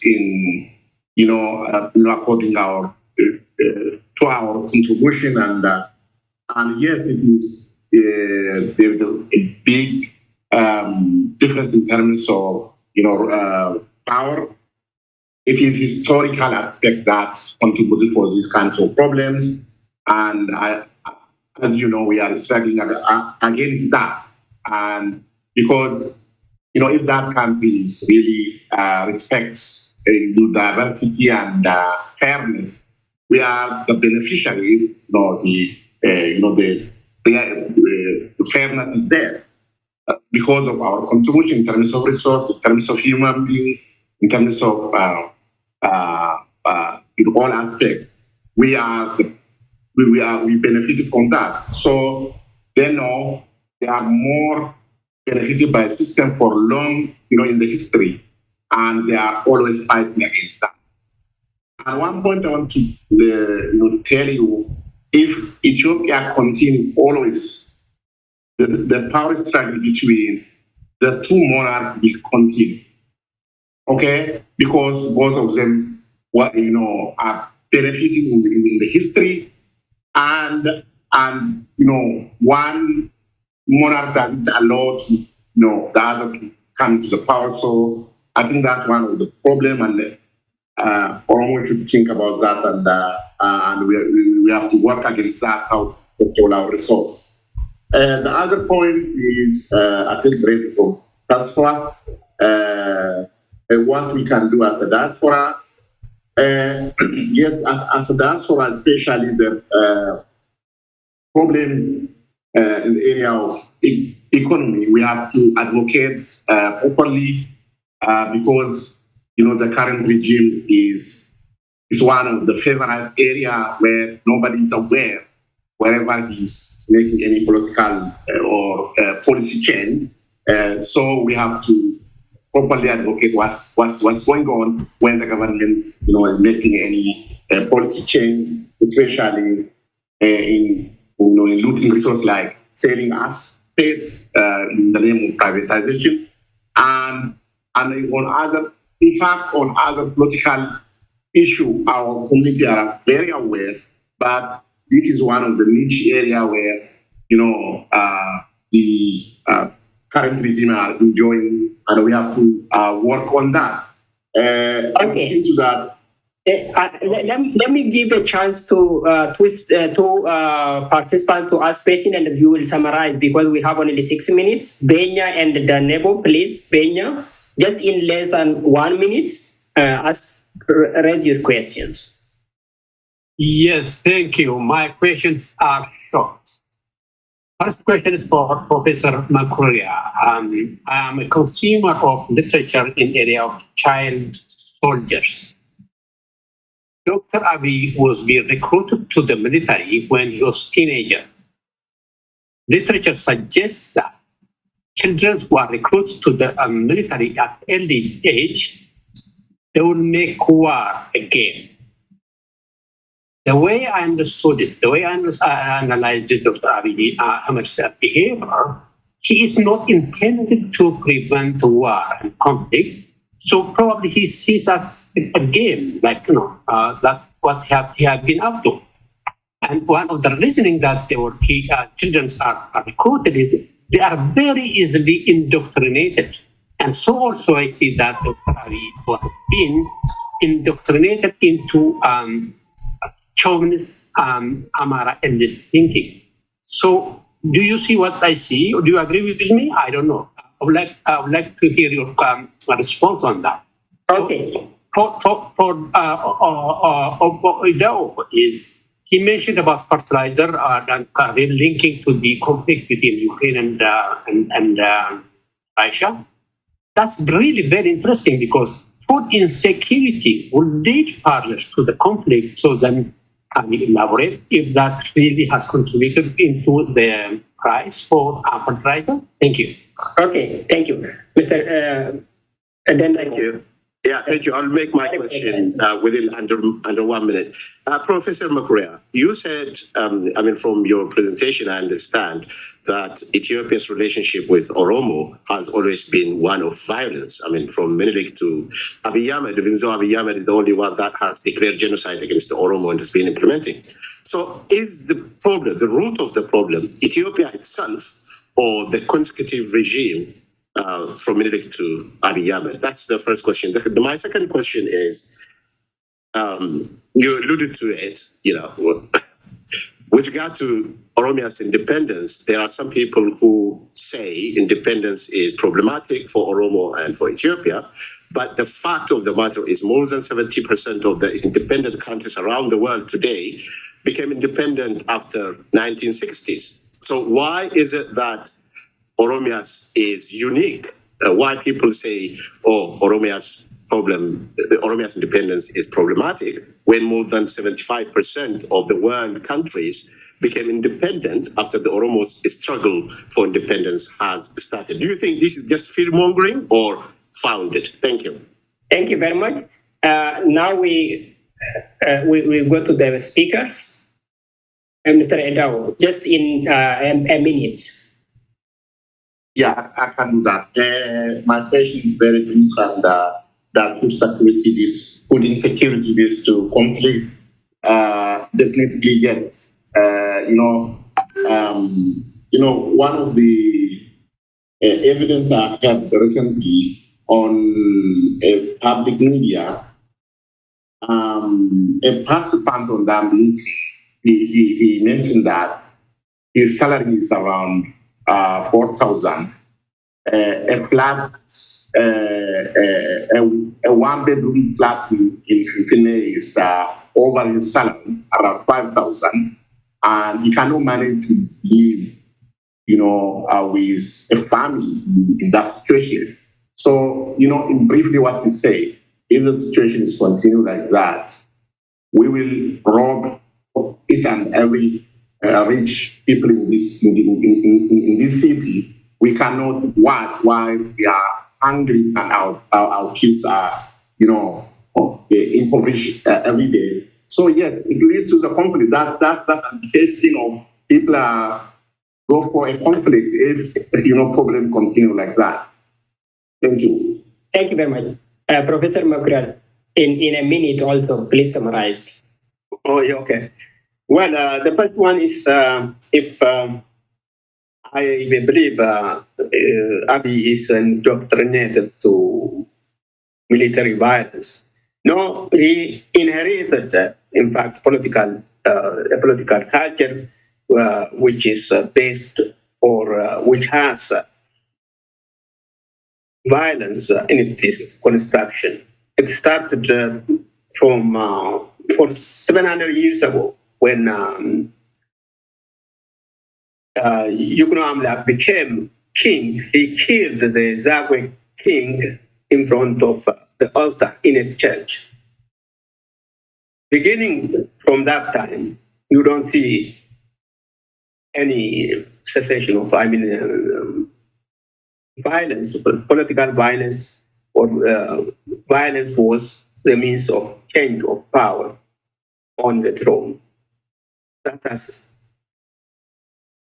ended with Haile Selassie on the throne. Haile Selassie was also violently removed from the throne. He inherited that culture. That culture is still there. Ethiopia has also violent relationship with the Oromo all the time. It was conquered. It was occupied by violence. The Oromo were ruled by violence. If you look at history, you don't find any time in Ethiopia's history or Oromo's history in Ethiopia without violence. And one is making war in Bale or somewhere in Asi or somewhere in Wallaka, and then there was always armed conflict. Political conflict was there. Yeah, there was the separation and oppression of the Oromo peasants. The landlords were not Oromo mostly, and they were oppressed, and there were violence, even if it was not, open between individuals. The landlord and the farmer were always in violence. I mean, the relationship is filled with violence. About independence, unique. Why Oromo's independence is, Oromo idea about independence or Oromo demand of independence is unique. It is not unique at all. If you look if you remember the history of the world, recent history from 1991, there are so many countries that became independent. The countries of the Western, the Soviet Union, the breakup of Yugoslavia, the breakup of even. Please summarize, Professor Makuria. So I think this is not unique. It is unique because the Amara elite, even other politicians, even people from outside think this is unique because they don't know that Oromia and other peoples in that country were independent once upon a time, that they had their own states once upon a time, that they had sovereign once upon a time. That's why we think, or people think that when about Oromia is Oromia's independence is unique. It's not unique. Okay. Thank you very much, all the speakers. You gave us very good insight about the state violence, about the perpetual crisis, political and economic crisis in the country, and particularly what the Oromo are facing currently. Thank you very much, also participants, for your active participation. Now, this session is over, and back to the organizers. Thank you. Thank you, Dr. Asabe, for keeping everybody on time. I know it's very difficult to do that. I appreciate for your keeping on time. So the next meeting will be on break, 10 minutes break. We're going to take 10 minutes break and then come back to discuss about human rights and human rights consequences. I see a couple of people raising their hand, but we give you a chance when we come back. At the end of this discussion, we some question and answers. So data colonies are now the case and even our gym to around Mavlane and the Kitola. Rosadi, Lemon, the command, and the Gita Planet, Brigana. And I'm meeting you as one now.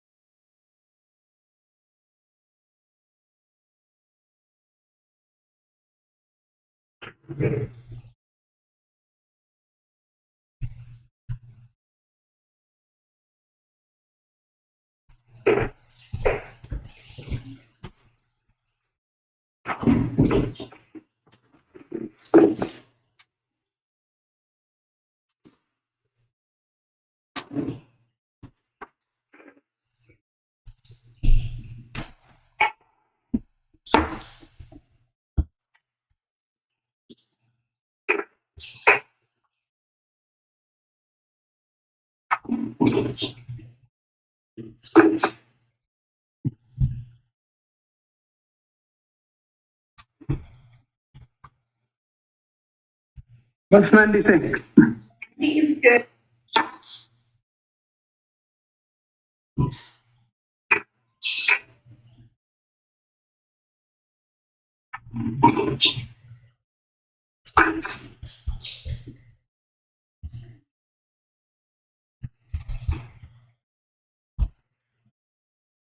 What's Mandy think? He's good. He's good.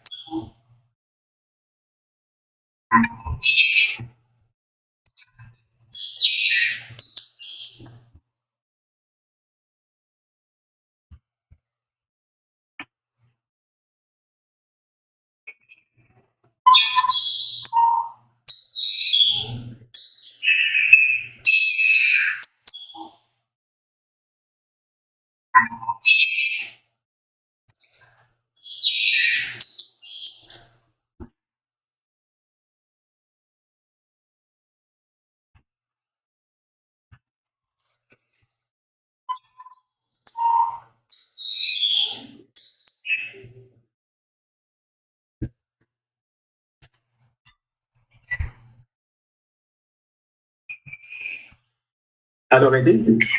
Hello. Fine, media. I'm on a conference. Can I call you later on?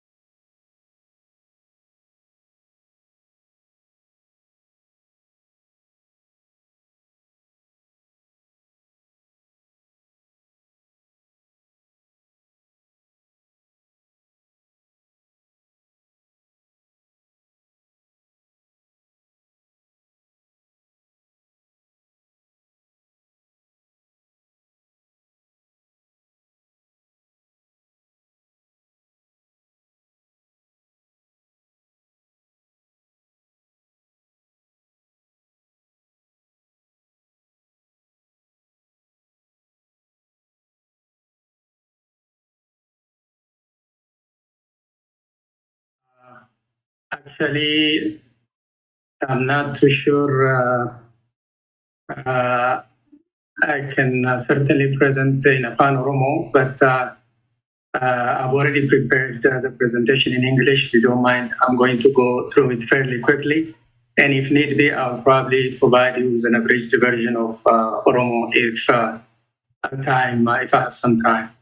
So again, thank you, Dr. Bairo. I'm extremely pleased to be part of this important and timely conference, and also honored to deliver a presentation along with renowned scholars, academics, community leaders, and so on and so forth.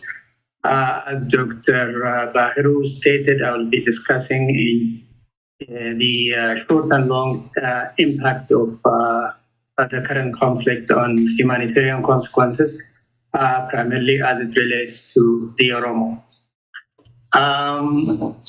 While discussing this topic, I'll be touching on historical trends of the conflict, the prevailing war, its humanitarian consequences in Oromia, challenges of containing the humanitarian crisis, some strategic approaches of surmounting the challenges, and also try to provide some recommendations.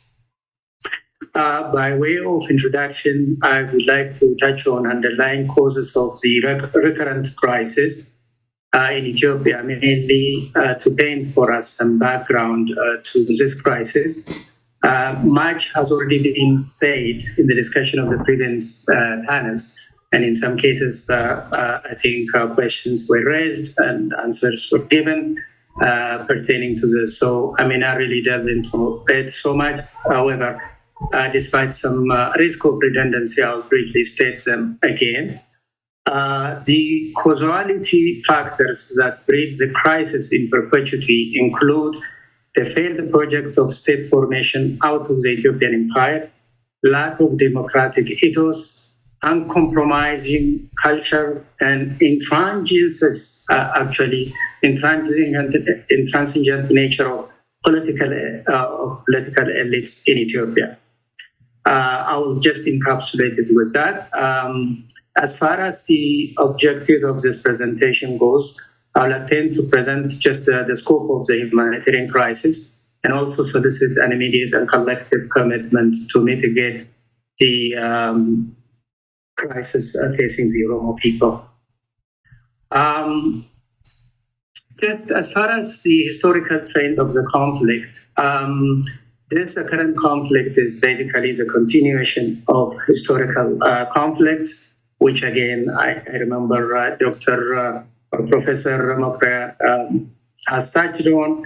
And it's basically started off with the war of annexation and incorporation of Oromia within the Ethiopian Empire. And second, after annexation, successive state formation projects have been experimented on in Oromia and others. And this has taken a heavy toll, as you all know. For instance, the project of forming a monolithic Ethiopia had been going on for nearly 1 century from Menelik up until Haile Selassie. And the project of creating a socialist Ethiopia, Derek has tried it for 17 years, no success. And again, the forming of the Republic of Ethiopia, which the TPLF party attempted to do for 27 plus years with some relative peace. The current of the crisis remained. Ethiopia was marked with conflict. And now, under Prosperity Party, that is yearning to establish a greater Ethiopia of yesteryear, is ruling with an iron fist. And ever since this government has come to picture, the Oromia has been riddled with our conflict. In terms of the prevailing war and the humanitarian consequences, again, due to time constraint, I mean, not really go or delve into the details. However, I'll just give you the glimpse of what is really going on. As you know, since 1991, when actually the war broke out, which means since Abiy came, many days of non-combatant civilians have been reported. These have been caught in the crossfire, and we don't have a compendium of data. However, anecdotal evidences suggest that tens, hundreds have been killed here and there across Oromia throughout this year, so between 19 up until the present. As far as the internally displaced people go, again, there is no really a coherent, organized statistics as far as the number of displaced due to conflict in Oromia in particular. However, generally, the United Nations Office of the Organization for the Coordination of Humanitarian Affairs reported only because of conflict, 2.9 million people have been displaced. Of that, for Oromia, we don't even have a lot of figures because of due to access issue, and which I will come to later on. However, there is one report in 2023 that indicated only in Oromia, mainly in the western part of Oromia and western Wallagga, about 106,000, and also in Oromo, 116 people have been reported to be displaced because of conflict. There are other displacements as well, but I'm just referring specifically war-related. Again, mass incarceration of civilians. This is indirect. Basically, people is suspected of supporting OLA and being amassed in incarceration camps, and for this, tens of thousands are estimated to be in various concentration or prisons across Oromia. And the number of people fleeing the neighboring countries and beyond, again, has escalated because of this war. Again, the estimate is, not any less than tens of thousands. Other consequences, which is very significant, is the food insecurity issue. And many of our people, in millions, are facing food insecurity. The latest report from OSHA, which is the Organization for the Coordination of Humanitarian Affairs, in Ethiopia alone, they're talking about 20.1 million people are facing food insecurity. And in Oromia, and primarily in the south, they're estimating close to 45 million. So again, this statistics is quite crude because of access issue. The empirical data is totally, more than what is being estimated here. As far as the breakdown of infrastructure and disruption of basic services, again, in conflict-ridden areas, primarily in the west and also in Guji, most of the schools, clinics are not really functioning in full capacity. Some in 80-90% capacity gone, and completely, without, they're not rendering their services to the public because either they're being destroyed, and that is the situation as far as some of these basic services, and the rest is, which is a public knowledge, access to the internet and whatnot. It has been an interruption on and off throughout 2019 up until now. And the other concerning issue, the consequence of this war, is cultivation of land partially or wholly ceased in conflict zones because of, again, a fear of either intimidation. And this, the consequence of this is obvious. It would really lead our people to face anger down the road. And the fear of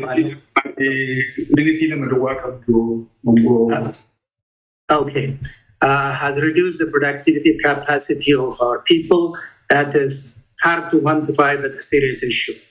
The long-term impacts, I'll just basically go through it quickly. The reigning of lawlessness and insecurity the breakdown of social fabric of our Oromo society, the implosion of the state administrative apparatus. Some signs are not there now. The escalation of the refugee crisis in the Horn of Africa, the mass exodus to European shores and Arab world, and for food security, the dependency on the handout of the global community would rise.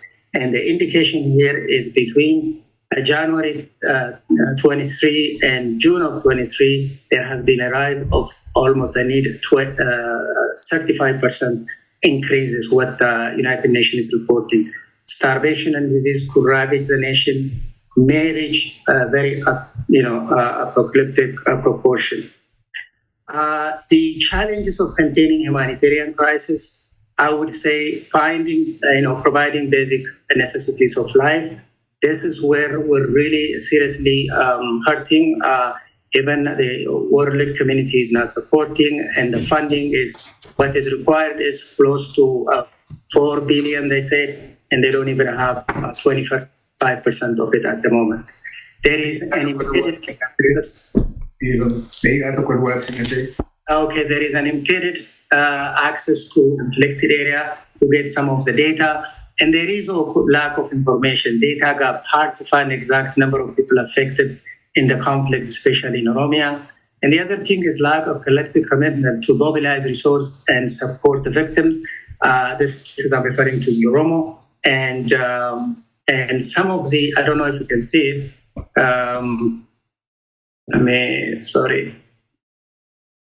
This is the area where the deep red ones are area where it is not accessible at all to even report on data, to see the problem of people, and the light color one is somehow inaccessible. So if you can see pretty much the west and south, and also some part of the southwestern shore and across Oromia, there is a serious issue of access. And that's why getting information is even hard. And finally, as long as the long-term challenges, mending the broken social fabric of our society, that is very concerning. Reinstituting of Oromo cultural value would be very difficult, given the corrupt cultural nature of the Abyssinians that it has infused their culture into ours. Mending it will take generations. Rebuilding a society committed to democratic ethos and peaceful coexistence will not be an easy one. So our strategic option of surrounding the challenges, and I say telling the Oromo plight to the international community collectively and systematically in such a persistent and consistent manner, synchronizing efforts of Oromo humanitarian organizations to forging a consortium of such organization or building a robust humanitarian organization that garner the overwhelming support of the Oromo people is required. Building capacity and filling the existing data gap. There is substantial gap between the number of afflicted people and what is only reported and at the time. So the best option is to really hold the bull by the horn, deal with the root cause of the conflict that breeds humanitarian crisis. I'm sorry. Okay.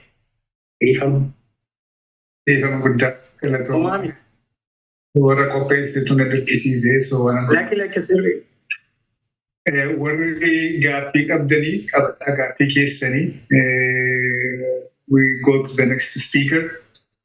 Our next speaker is not new to anybody in the South, I guess. That would be Dr. Trevor Truman. To maintain the tradition, he is a family medicine practitioner before he called it off. Between 1988 and 1991, Dr. Trevor helped Oromo Relief Association, rendering extremely valuable and life-saving services by way of training Oromo health workers in refugee camps in Sudan. Following the fall of the Derg regime in 1991, he extended his service across the border in Wallagga, what is in Ethiopia, training village health workers in the region.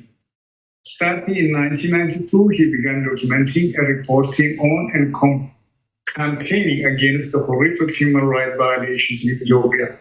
He mainstreamed his valuable service in 1994 when he formally incorporated the Oromia Support Group that you all know is the lead investigator and publisher of human rights abuses in Ethiopia. Since its inception, the Oromo Support Group has published 52 reports on human rights abuses in the country, particularly in Oromia. Dr. Truman will be speaking on the short and long-term impact of the ongoing war in Ethiopian Empire on the human rights of the Oromo society. Dr. Truman, the floor is yours. Thank you very much, Dr. Baharu, and greetings to everybody present, and thank you for listening to me. And incidentally, Dr. Baharu, we've now done 63 reports. The last one was published last week, as I think you should find. I am sorry. For undercounting the great work that you have done, seriously. Okay. Human rights have never been respected in Ethiopia. Ordinary lives are felt to be worthless by the people in power. Under the EPRDF, there was remarkable economic progress, but this was at the cost of hundreds of thousands of detained and tortured people and thousands of people killed in order to maintain central control and to enrich Tigray. But since 2018, there's been an abrupt and catastrophic downturn in all respects in Ethiopia, not only human rights, but the economy, the social structure, political development, and the development of the country as a whole has all been put on hold. As Alex Duval wrote 2 years ago and mentioned this morning, Abiy Ahmed inherited a state, dreamed of an empire, and will be remembered for having destroyed both. Please visit the OSG website for details of abuses since 2018. We've written 14 reports in that time, and they're all chock full of horrific stories, I'm afraid, but it has to be written down and documented.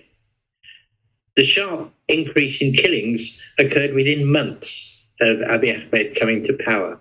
And as you know, he targeted the Kero youth, the people who were responsible for him being allowed to come to power in the first place, and anybody suspected of cooperation with the Oromo Liberation Army. Command posts were set up for that purpose, to destroy Kero and to destroy Ola, to dry out the ocean to catch the fish. And in fact, awards were given for the numbers of Kero people that were killed by the commanders of these command posts. There was a further increase last year, especially towards the end of last year, as the Tigray war ended and drones and artillery guns were turned from Tigray, and they turned their sights onto Oromia, as you saw with a wave of drone attacks in October and November last year. Now, Abiy Ahmed equipped and supported Fano as long as Fano was doing his business and attacking only Oromo. He allowed the ethnic cleansing by Fano of Tigaru from Western Tigray, of Agao, Kimant, and Oromo from within Amhara region. There have been hundreds of thousands of IDPs, displaced people from the Oromia Special Zone in Wollo. Fano and the EDF have committed ethnic cleansing of Oromo and Gumuz from Metakel Zone in Benishangul Gumuz region.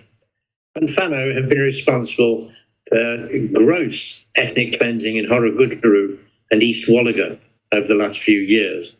Most of the clearances in North and West Shoa seem to have been done by the NDF rather than Fano. There was a wave of drone and ground attacks in West Shoa, which killed about 500 in January, which is larger than reported. Attacks and raids by Fano and the ENDF in June in Shoa. And in June and July, Fano again attacking Horogudru and East Wallaga. Now, as control of an area ebbs and flows between Ola and the government, or between Fano and the government now, reprisals have taken place against civilians who helped the regime that was there before the newcomers came in. And these are ordinary people who don't really understand or care much about politics. And the abuses continue. Just over 1 week ago, and in the latest report, we have 4 Kero members imprisoned in Dembidolo, paraded on television, and then executed and thrown in the bush. 5 Kero in East Shoa who were executed days later. 1 farmer tied to a stake and burnt to death in West Shoa. This is all in the last week. Abiy underestimated Fano. We all did. The depth and breadth of the hatred and disdain for Oromo has really shocked me, even after 35 years of exposure to this stuff. The self-delusion and belief in their own outrageous disinformation is barely credible, but it is effective.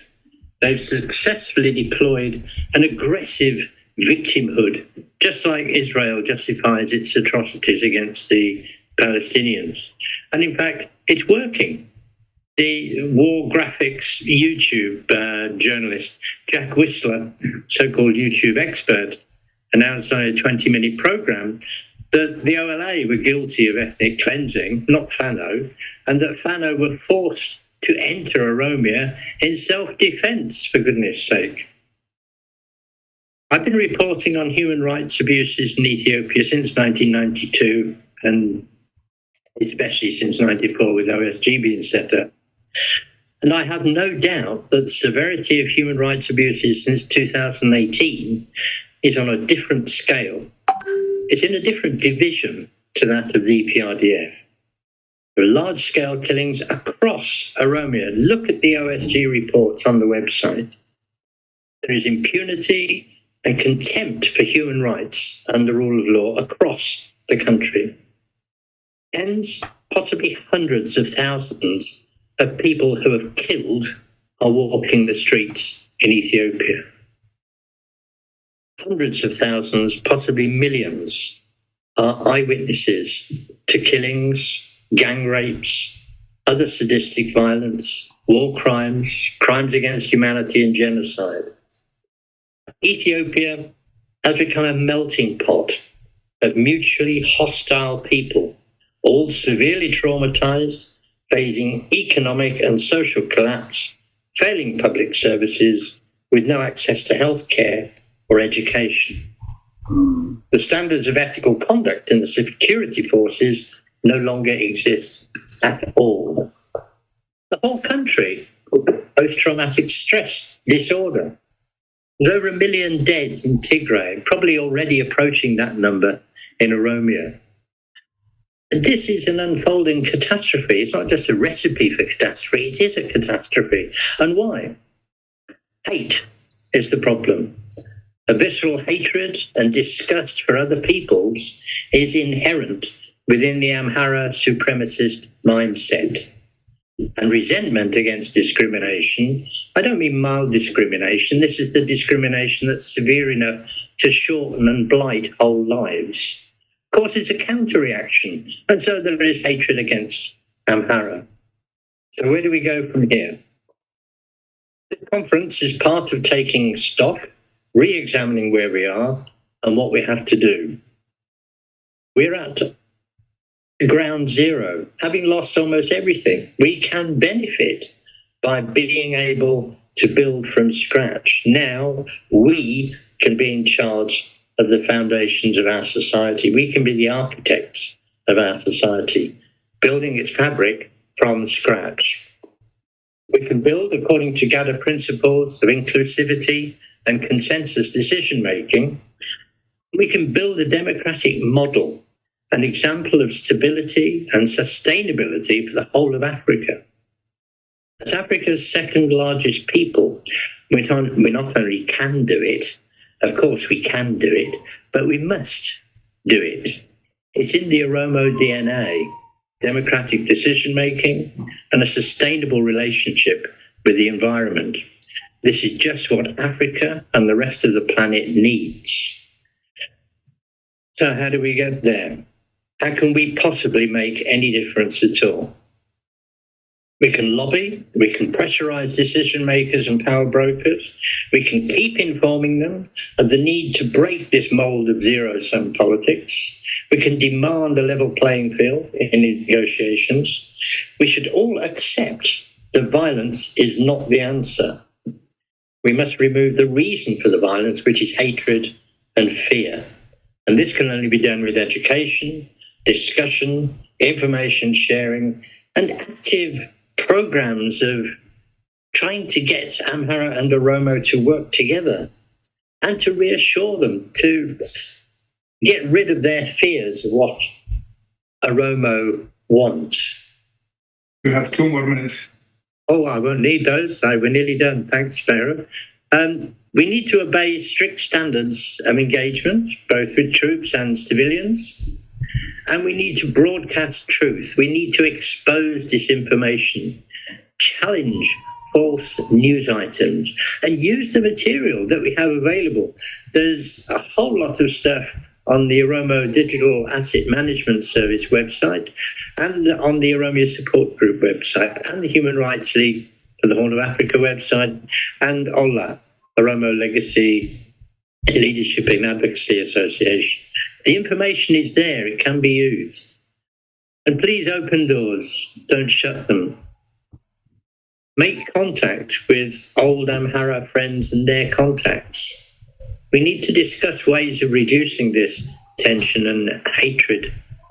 Finally, it's time to begin planning for transitional justice and a Truth and Reconciliation Commission for Ethiopia. We should be planning that now. We want to hit the road running when our time comes. And Indufa Jira. Bayata, thank you. Excellent. Thank you very much. We have come to the end of the presentation.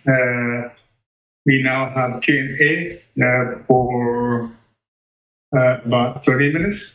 That's the only thing that's done between us and our lunch.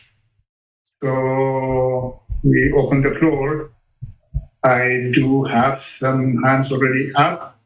Start with Abdiza, followed by Solomon, and followed by Denebo, if you don't mind, in that order. And then Makwe and Gamachu. Let us take those 5 first, and then we see how we do.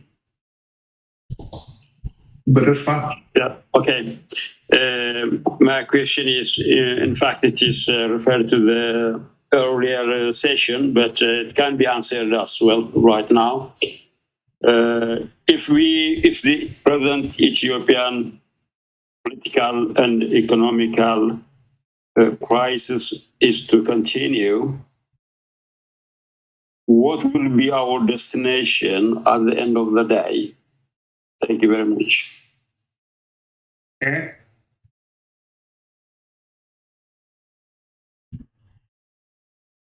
Ramon, I see your next answer, unless this is from previous whatever. Okay. Yeah, thank you, Trevor. My question is for Trevor. And it's,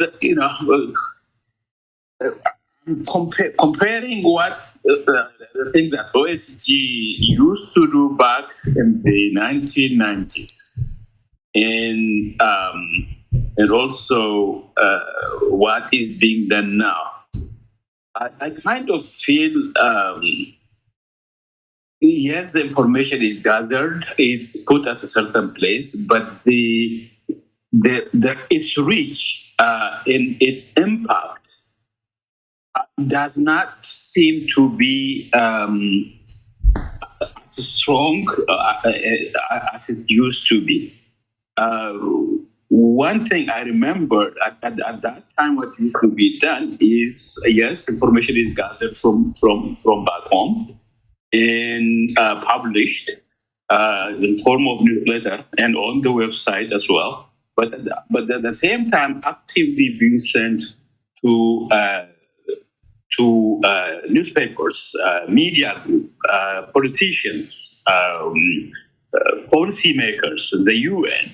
So it seems to me our reach and the impact of the work that OECD did used to be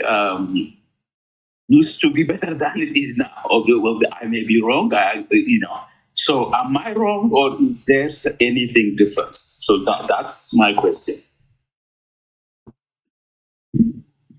Okay, Budinabo.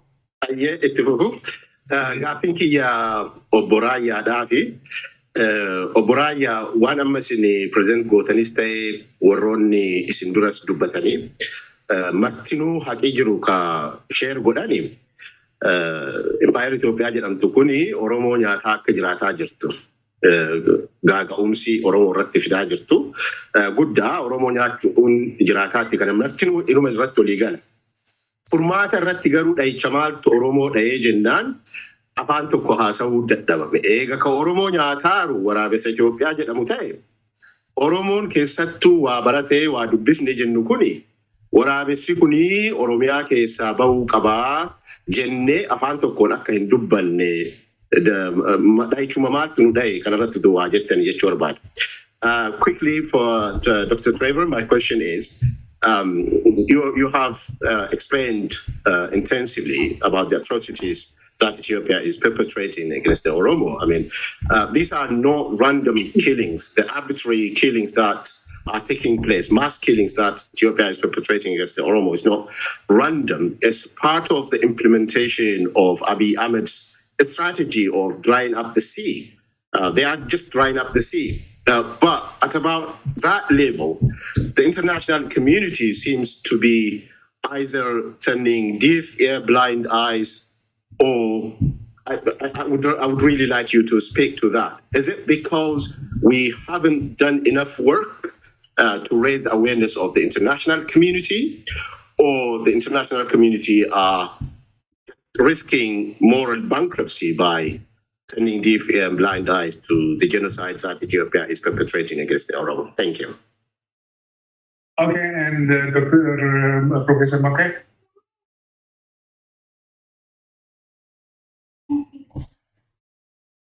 Professor Makre, Yeah, thank you very much, Baru.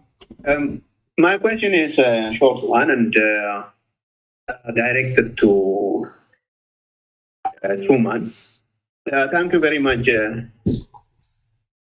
Trevor, for the presentation. I have just one simple question. This question has been on the table all the time. You have been raising it, in fact, for a long time, and that is making contact with the Amara intellectuals, politicians, and so on. How do you make contact with people who say what you say is not true all the time? People who do not read what you, or maybe they may read it, but what you write is not true, it is an invention. And they just don't want to listen to you. Truth for them doesn't come from the Oromo at all. Truth is what they speak.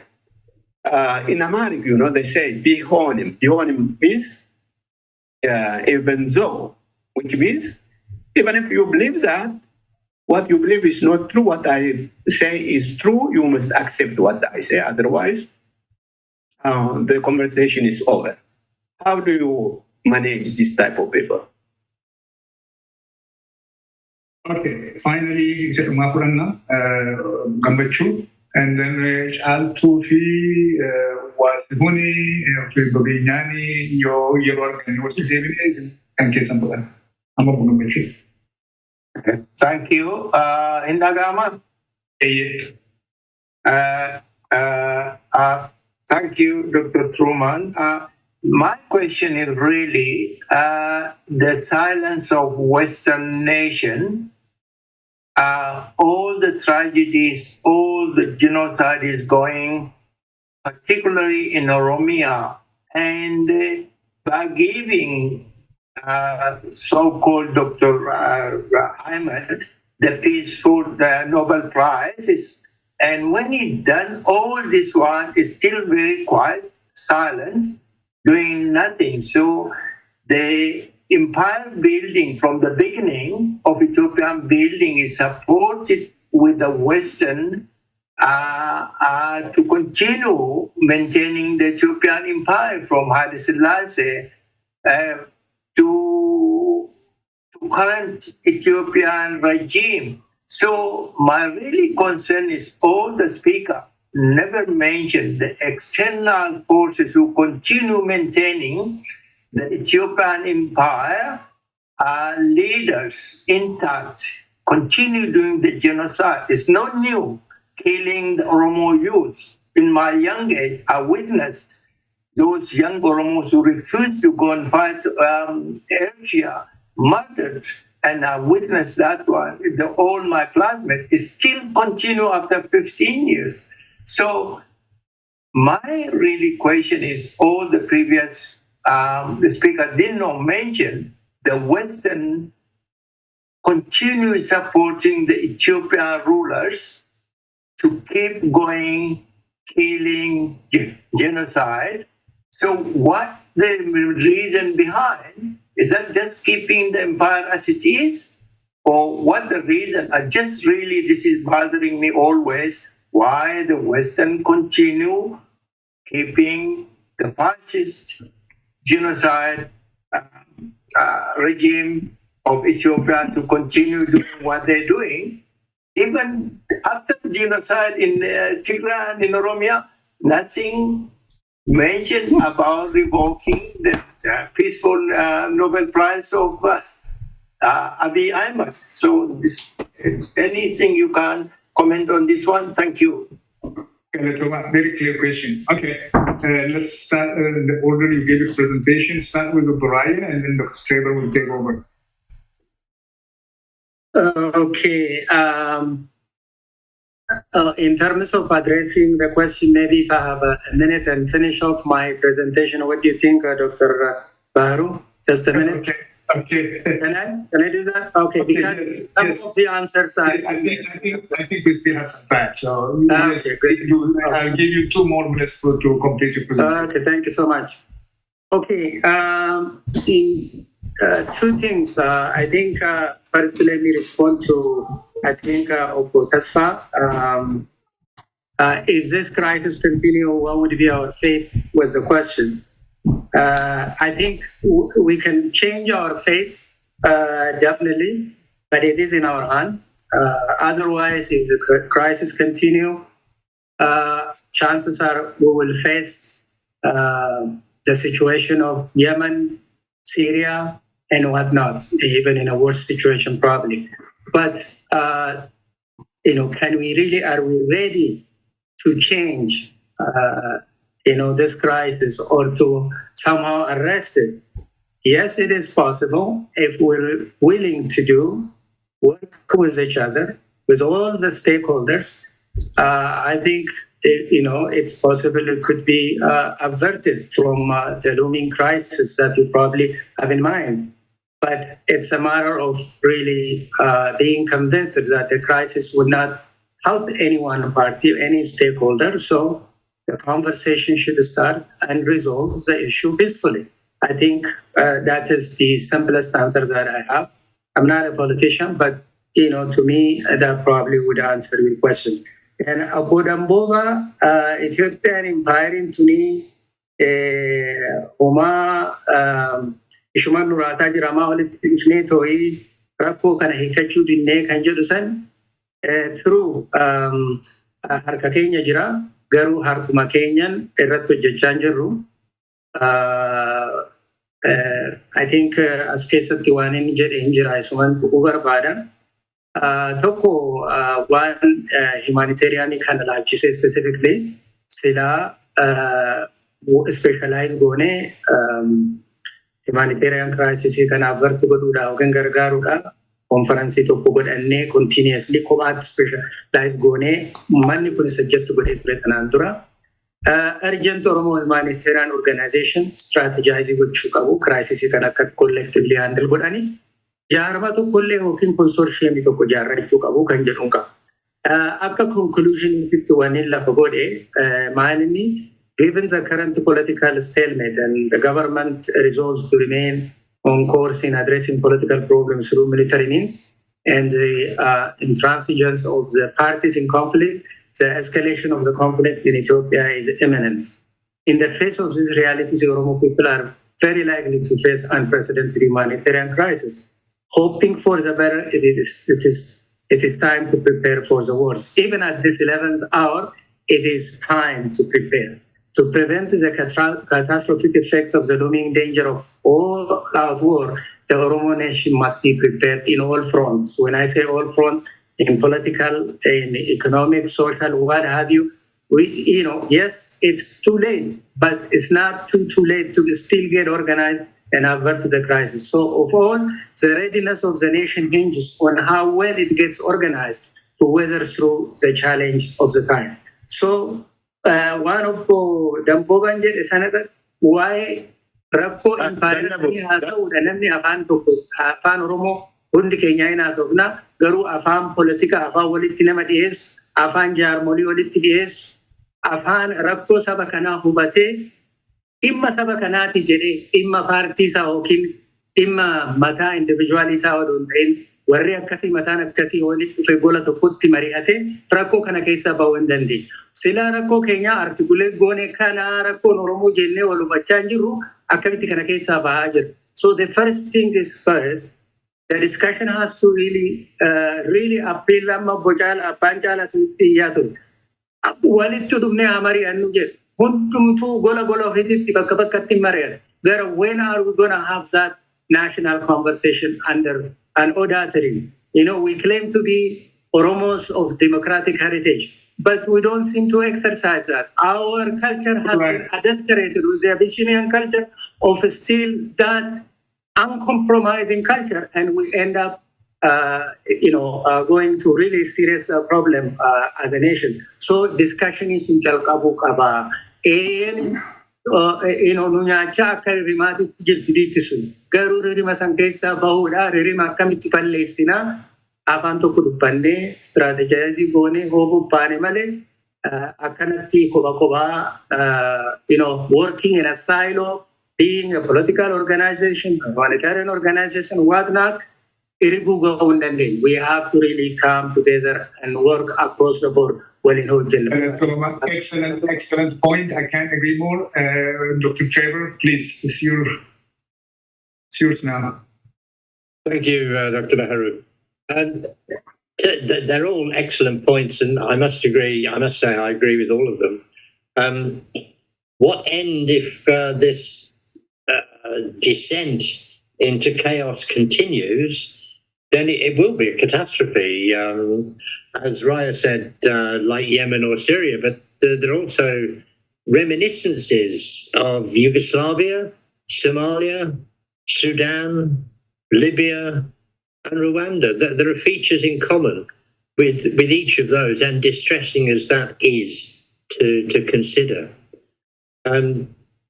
We need peace talks. We need independently monitored, internationally supported negotiations. That's the only way forward as far as I can see. Solomon, you pointed out that we are less effective than we were. That is true.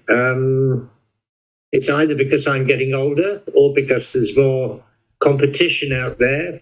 But yes, I feel my role is to provide the information, and I will use that when I can, but really I cannot do everything. I think it's up to other organizations to use the information provided by OSG as ammunition in this information war that we have. Denver, the blind eye of the international community. Yes, we're not doing enough, perhaps, and surely, yes, that's true. Others are doing a lot to try and sideline us. This is the disinformation machine of the Amharas. And the international community itself is not as interested as we think they might be. We have this impression that the West prioritizes human rights. It does not. It prioritizes its own economic interests. Mercurio was saying, how can we negotiate with Amharas if they ignore and disbelieve you? And well, yes, this is right. This is describing the problem. And to begin with, perhaps all we can hope for is to talk through third parties who have contact with both of us. And they're certainly connected to every organization that we have connections to in the West. And there's no reason why we shouldn't use third parties to negotiate. Why the silence of the West? This is similar to turning a blind eye. The US government is even threatening to resume the African Growth and Opportunity Act availabilities for Ethiopia, although I don't think that will go ahead. But the international community is interested only in one thing, and that's its own interests.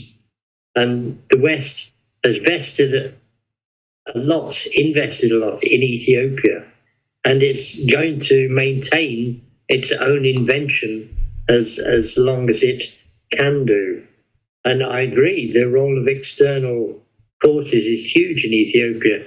A good proportion of its GDP comes from foreign aid. So there's a huge amount of leverage that's feasible there, that's possible, but it won't be used by the West until they see that they're negotiating with people who will hold power. So it's power and information, and we need to demonstrate that the Oromo are the solution to Ethiopia's problems, not the problem itself. Thanks. Thank you so much. Okay, there's somebody behind the scene who's been trying to ask, but unable to raise his hand. So I'll start with him, Zalalam, and then followed by Benya, Chaltu, and Wasim, in that order.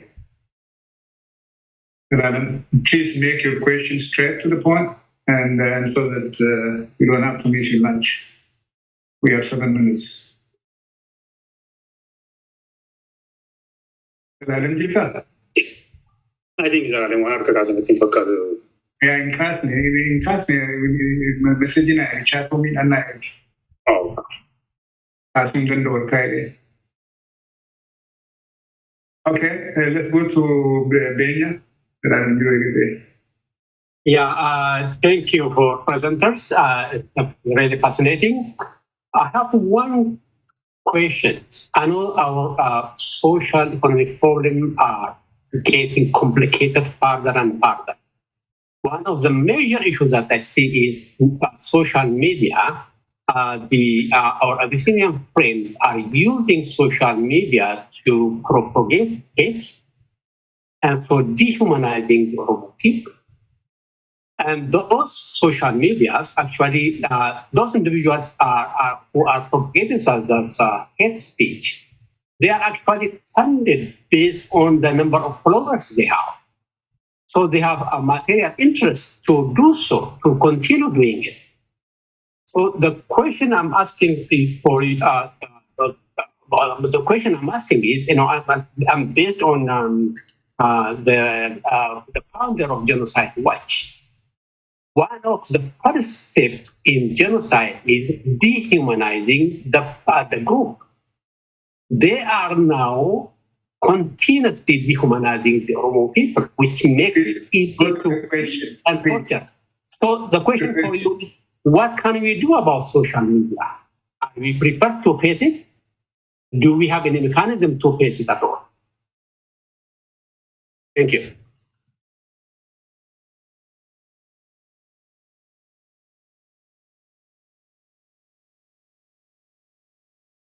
Okay. Adichan. And mute taate jirta. Eeyyamas dhagaye. Ifama sila seshinii jalqabaa irratti harka kaasee turelleeti yeroo carraan nan geenye jeequmsii fi lolli naannoo sanaa qabeenya Oromiyaatiif ta'e akkasumas immoo qooda fudhannaa fi humna Oromootiinis ta'e gara caalaan kan jedhu sila bobbaa caalaan kaasee ture seshinii jalqabaa keessatti. Egaa kunis dhugaadha. While Oromia independence yeroo gaafatamu Professor Trampol conceivably garuu qormaan irratti ta'ee hin jiru jedhe. Kunis dhugaadha. Maaliif Oromoon waggaa 50 olii fi impaayera sana suphuu fi baay'ee dhamaa ture. Ammuma dhiyoo kanaatti waa'ee equality, waa'ee dimokiraasii Oromoo duwwaatu hawwa.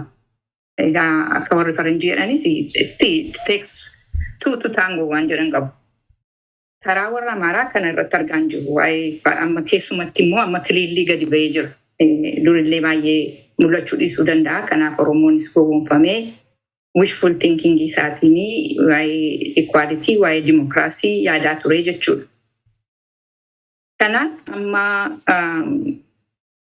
kan inni akka yaadaatti dhiyeessuu barbaadu tokkoffaa eega jeequmsi kun waa'ee Oromootiif ta'ee Oromiyaan amma impaayera sana keessaa ba'ee nagaan dhufaa laata akka kanatti yaadameera.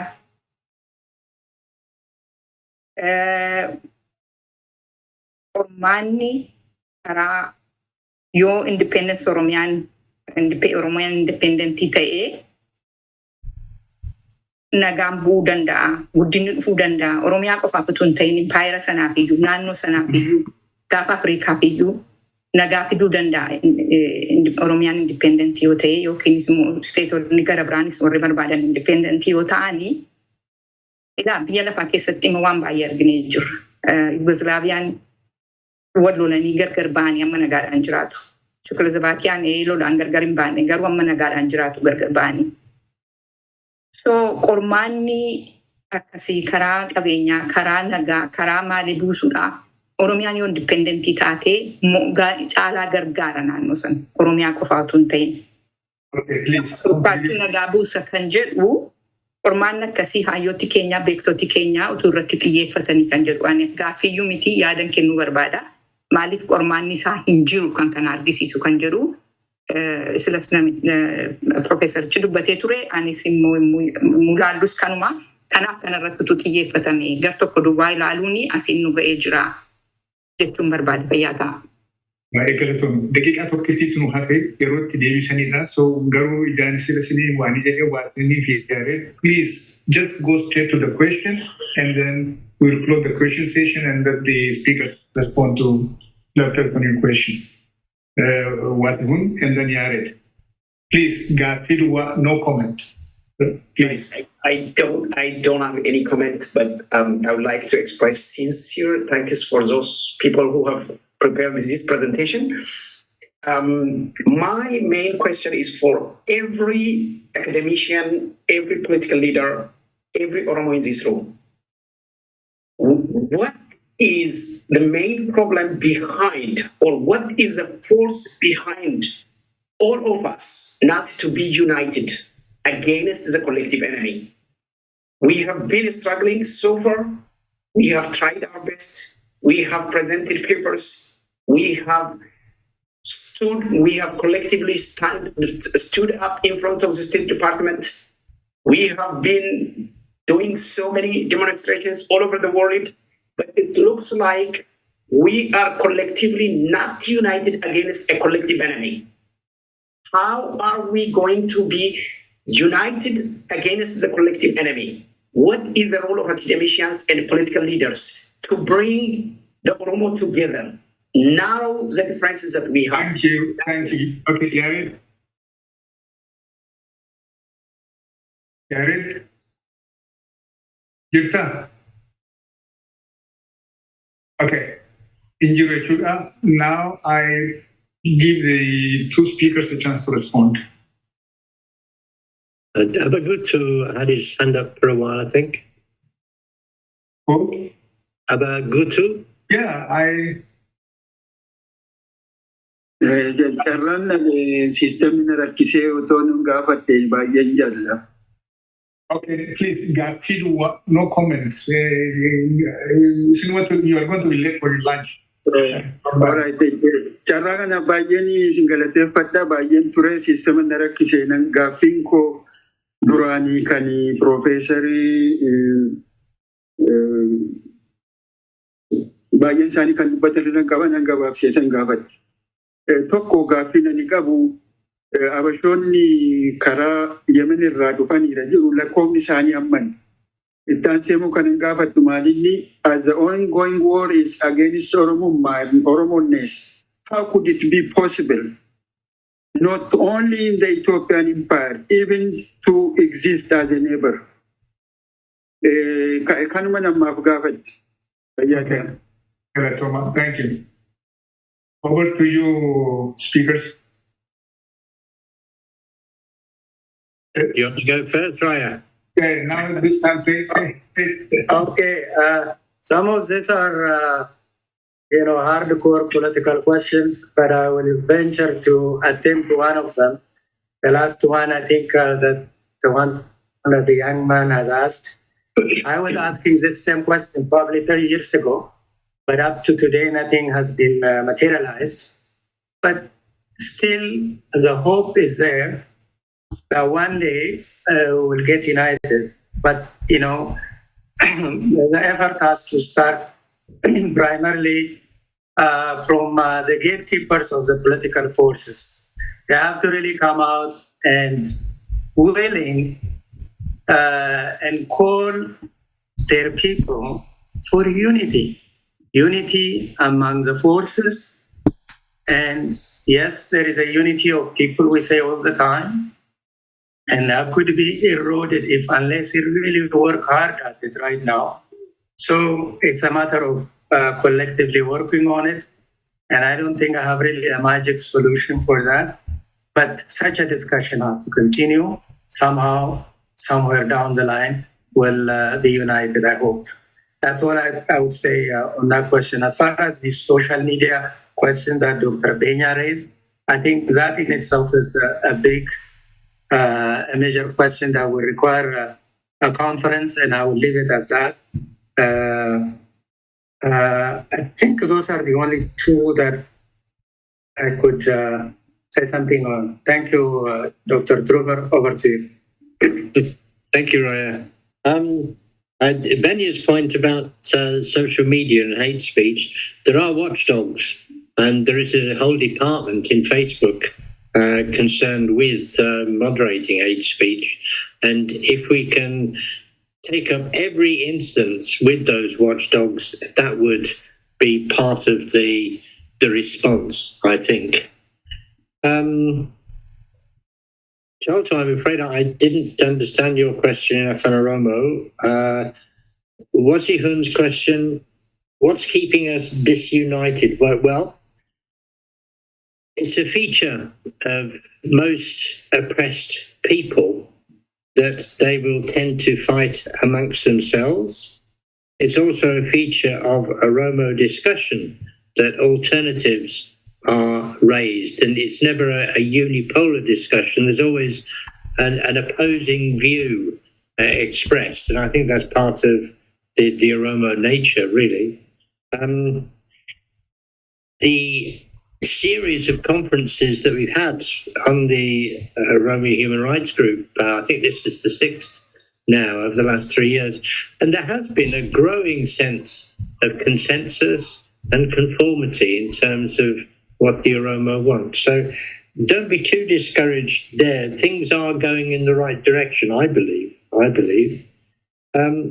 Abagutu, how can we coexist as neighbours? Well, this is what we really need experts' advice on, isn't it? There has to be some sort of negotiated settlement or a process that we can work through to try and alleviate the racist hostility that's prevalent in Ethiopia. And I think we should involve experts in this with international mediation people. And those are my only thoughts on that. Thank you. Thank you so much. The organizers have advised me behind the scene if I could give a chance to Mr. EDH. I understand he has been trying to ask questions, but for some reason we couldn't get to him. I obliged with the organizers and asked Mr. EDH to chip in your question quickly, please. But at this point, officially, we are almost done. So anybody who is very hungry and want to leave, feel free to go and eat. Any else, please. Okay, thank you very much, all speakers, modulators, and organizers. I'm speaking from Oromia. That's why I don't want to label my name. Here, this is a typical scenario of what we are living in. We want to hide who we are because of the situation we are living in. We are facing and tapping on the problem each day. That's the implicit and the explicit problem that each and every Oromos are feeling today. All what I have heard since I joined the conference was only the explicit one. There are a lot of hidden or the implicit, particularly the war ongoing, the psychology of the Oromo. And the Oromos are now in crisis.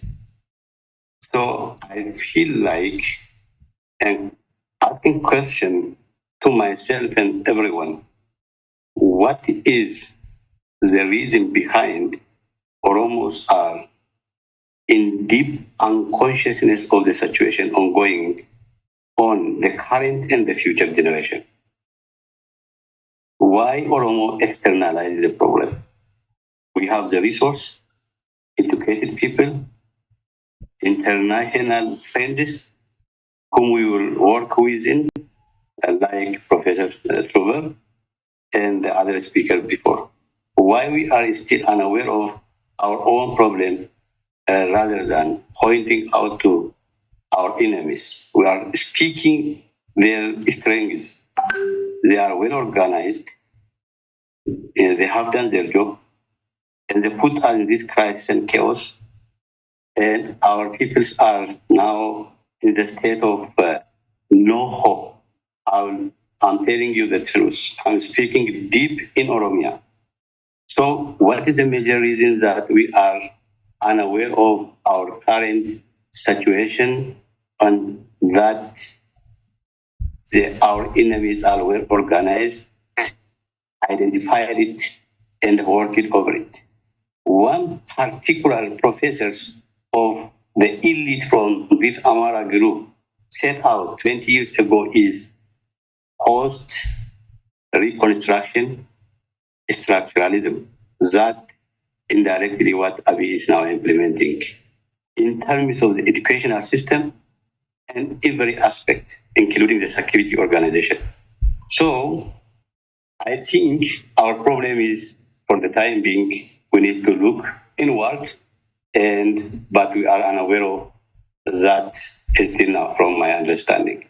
I have lived in this situation for the last 20 years, and I'm hearing the same problem and issues. That's what I want to ask. Thank you very much. I think you want to eat your lunch and enjoy it. Thank you very much. Tama otoo akkan baasinan jedhe gaaffiin koo hin deebine gaaffiin koo attamitti akka ollattu jiraanna wajjiniin kan jedhu tokkommoo bashoonni yemenii kan dhufan lakkoofni isaanii ammamii Profeesar Makuraa gaafachuun barbaadee ture. Jara kana wajjiniin hin jiraanna Oromummaatu jibbame Oromoo taaneetu jibbamne jireenya iyyuu hin dandeenyu jenoosaaydiitu jira. Asirratti akka gaariitti kabardii hin taane waggaa 5 nama keenyatti dhume ammayyuu dirooniin kan dhumu dhoksaan kan dhumu kan adireesii gootanittu walakkaan siistamni na baaseetu ture. Oo barbaachise afaan Ingiliziinis gaafachuu nan danda'a. Dhiifama harka waan motoon baasiinan gaafadhe kanuma gaaffiin koo.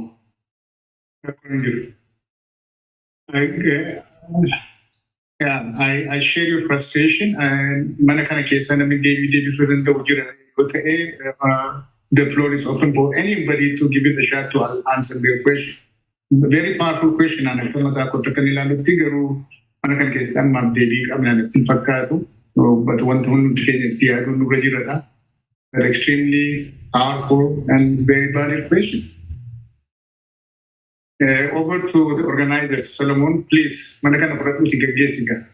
Galatoma Dr. Baru, namni deebisuu danda'u jiraate, I think carraasni ilaana deebisuu dandeessu. Garuu isatti gaafii. I have raised my hand, Solomon. Okay, carraasni kenna. Sanatti dabalee garuu gaafii obboleessi koo kaasee an awareness jedhamu is a really Oromo and awareness are we really in denial? We don't know what is going on, or we're denying it. Is that we live in that situation? That is the answer we need to answer. The question we need to answer about it. Because I don't think if somebody say we're not aware of what is going on, that is actually we lie into ourselves. But we live in denial at some point. That's my opinion. Dr. Professor Makuria, they Lawanis Nikenda. Yeah, gaaffiin wanni jedhe waan lakkoofsi arabarraa dhufanii meeqa akka jedhame sun hin beekamu. Inni waggaa dheeraa keessa tokko tokkoon dhufanii naggaadee dhufee maaltu dhufee biyya sana qubate dur isaanirraati warri Semitic jedhaman kun afaan isaanis kan dhufe. Kanaaf lakkoofsa sun ta'in warruma gamanaa ofitti dabalanii jechuun assimileetii godhanii fuudhanii dhalchanii isaanumatu Semitic speaking Ethiopians ta'e. Hunduma miti warri kana ta'anii waggaa dheeraadhaa fi wal horanii uummata ta'antu jiru. Lakkoofsa isaanii egaa warruma ammaa Amaarri amma dhadhaa, Tigreen amma dhadhaa kan jedhamudha. Lakkoofsi isaaniitti yoo deemne. Wajjin jiraachuudhaaf hin dandeenyaa kan jedhu isaanuu fixaa jiru. Gaaffiin lammaffaan consciousness sun sana irratti ka'a. Isaanuu fixaa jiru. Isaanuu confederationiin kan fudhatamee fi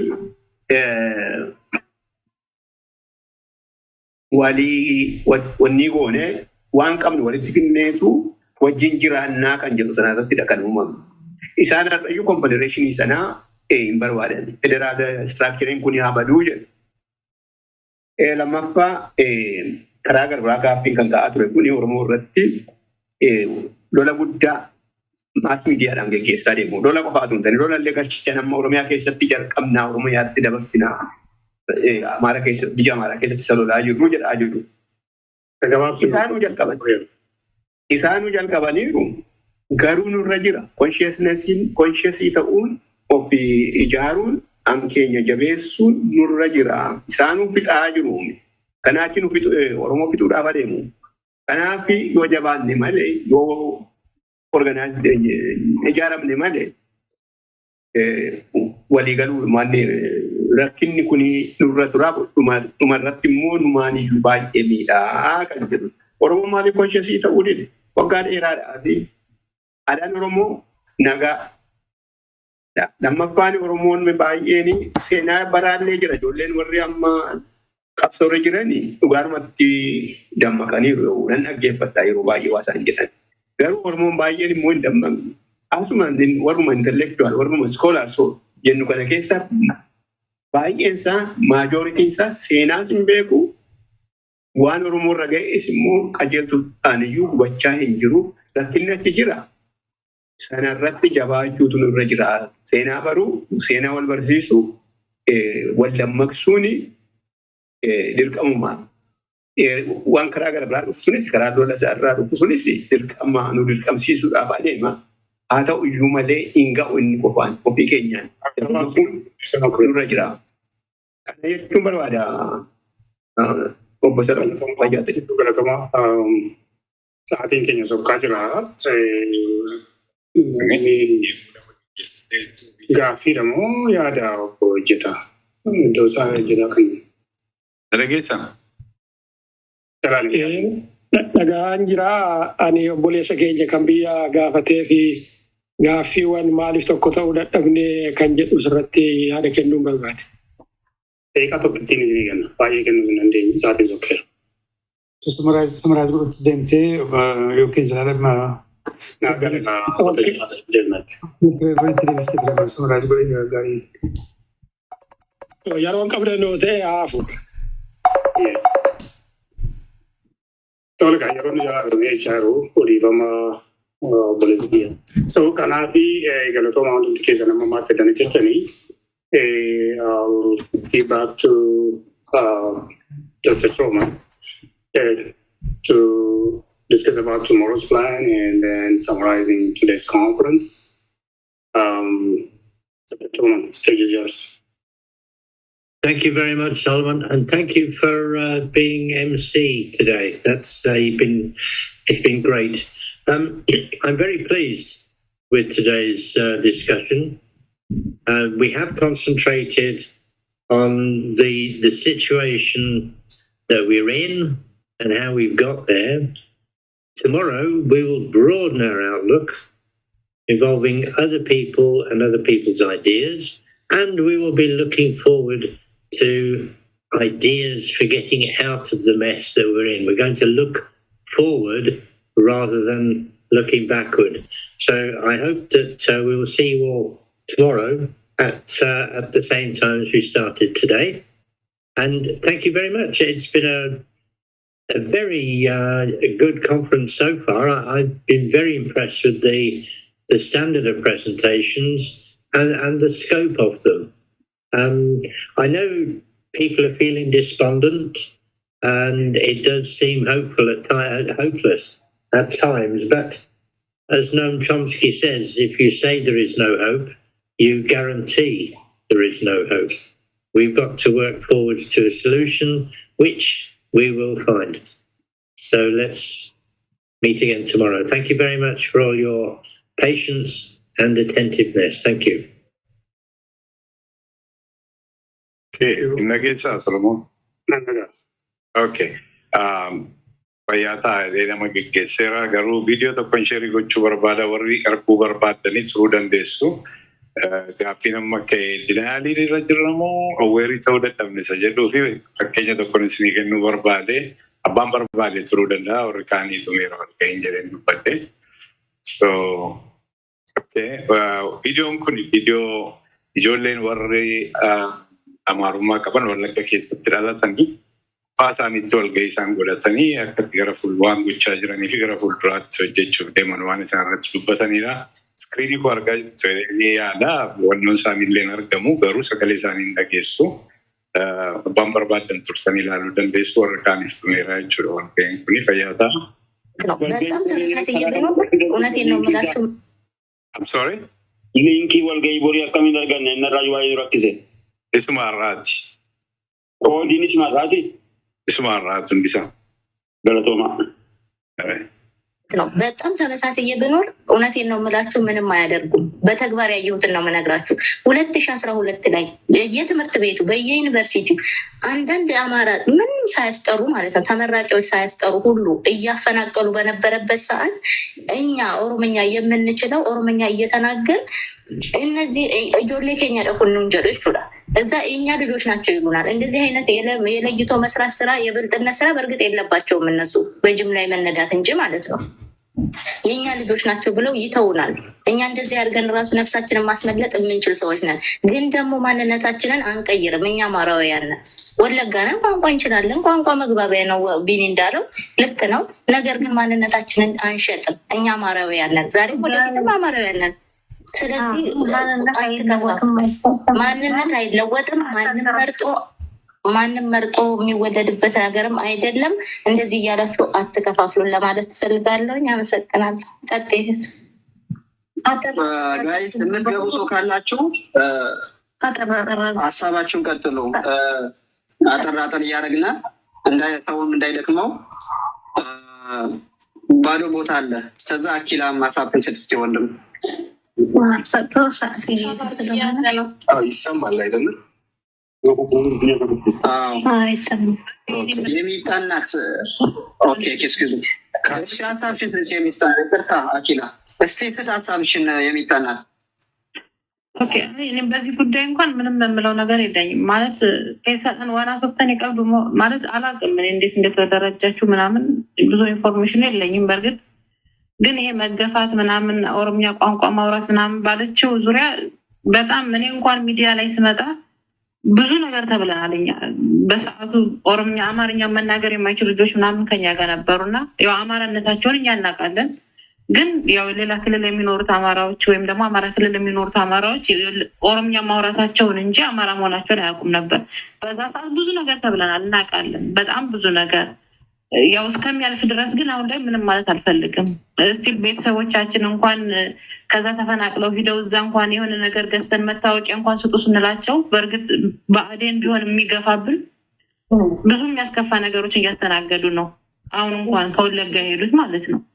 እና እዛው መብታችን ቢከበርልን ለእኛ በጣም የተሻለ ነው። ርስታችን ሙሉ ነገራችን እዛ ስላለ ማንነታችን አማራ ነው። አይ ነው ከየትም እንሄድ ከየትም ደግሞ ስደተኛ አይደለንም። እኛ ወለጋ ርስታችን ነው። ስደተኛ ወይም ተፈናቃይ ምናምን አይደለንም። ራሳችን የእኛ ቤተሰቦች ጫካ መንጥረው መሬትን አልምተው ከተማ እንዳደረጉት ወይም ደግሞ ሀገር እንዳደረጉት መናገር አለብን። ይህንንም እግረ መንገዳቸው እየተናገራችሁ ሄዶ ሌላው እንትን አሁን እናንተ ልዩ ዞን ይሰጣል ምናምን ብላችኋል ብለናል። ኦኬ ለምሳሌ እና የት ለምሳሌ ምዕራብ አለ ምስራቅ አለ። የት ቢሆን ነው የምትመርጡት እናንተ?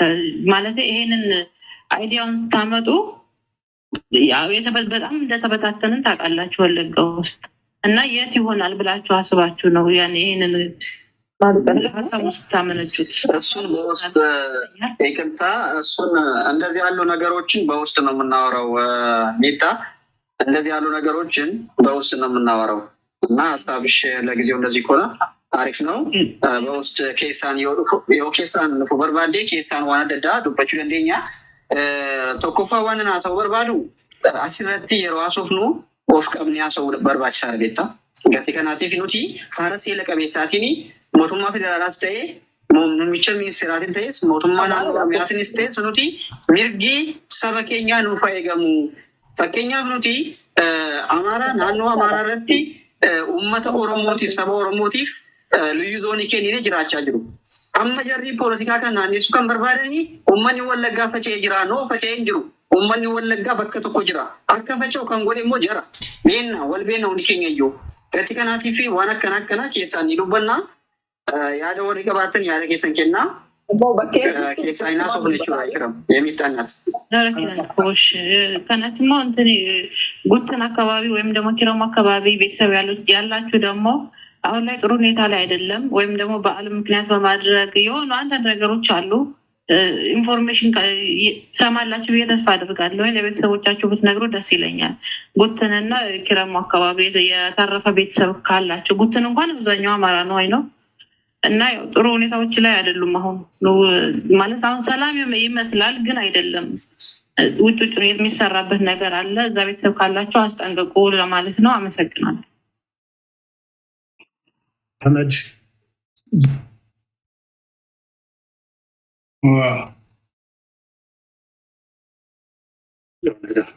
ያለ ተማንዶ ኬስ ነው ይላል እንደከተ እንጂ Interesting. Darggeessa. ለጋ ነጋ ወቀየም ቦሮ ቢትዲና ታዲ መራሲ ዘላለም ዋን ከናኑ ድረጌሲሱ ኬቲ ቤቱ ገለጾሚ በያተይ አየ Ye kakala kan amma dhaga'eetu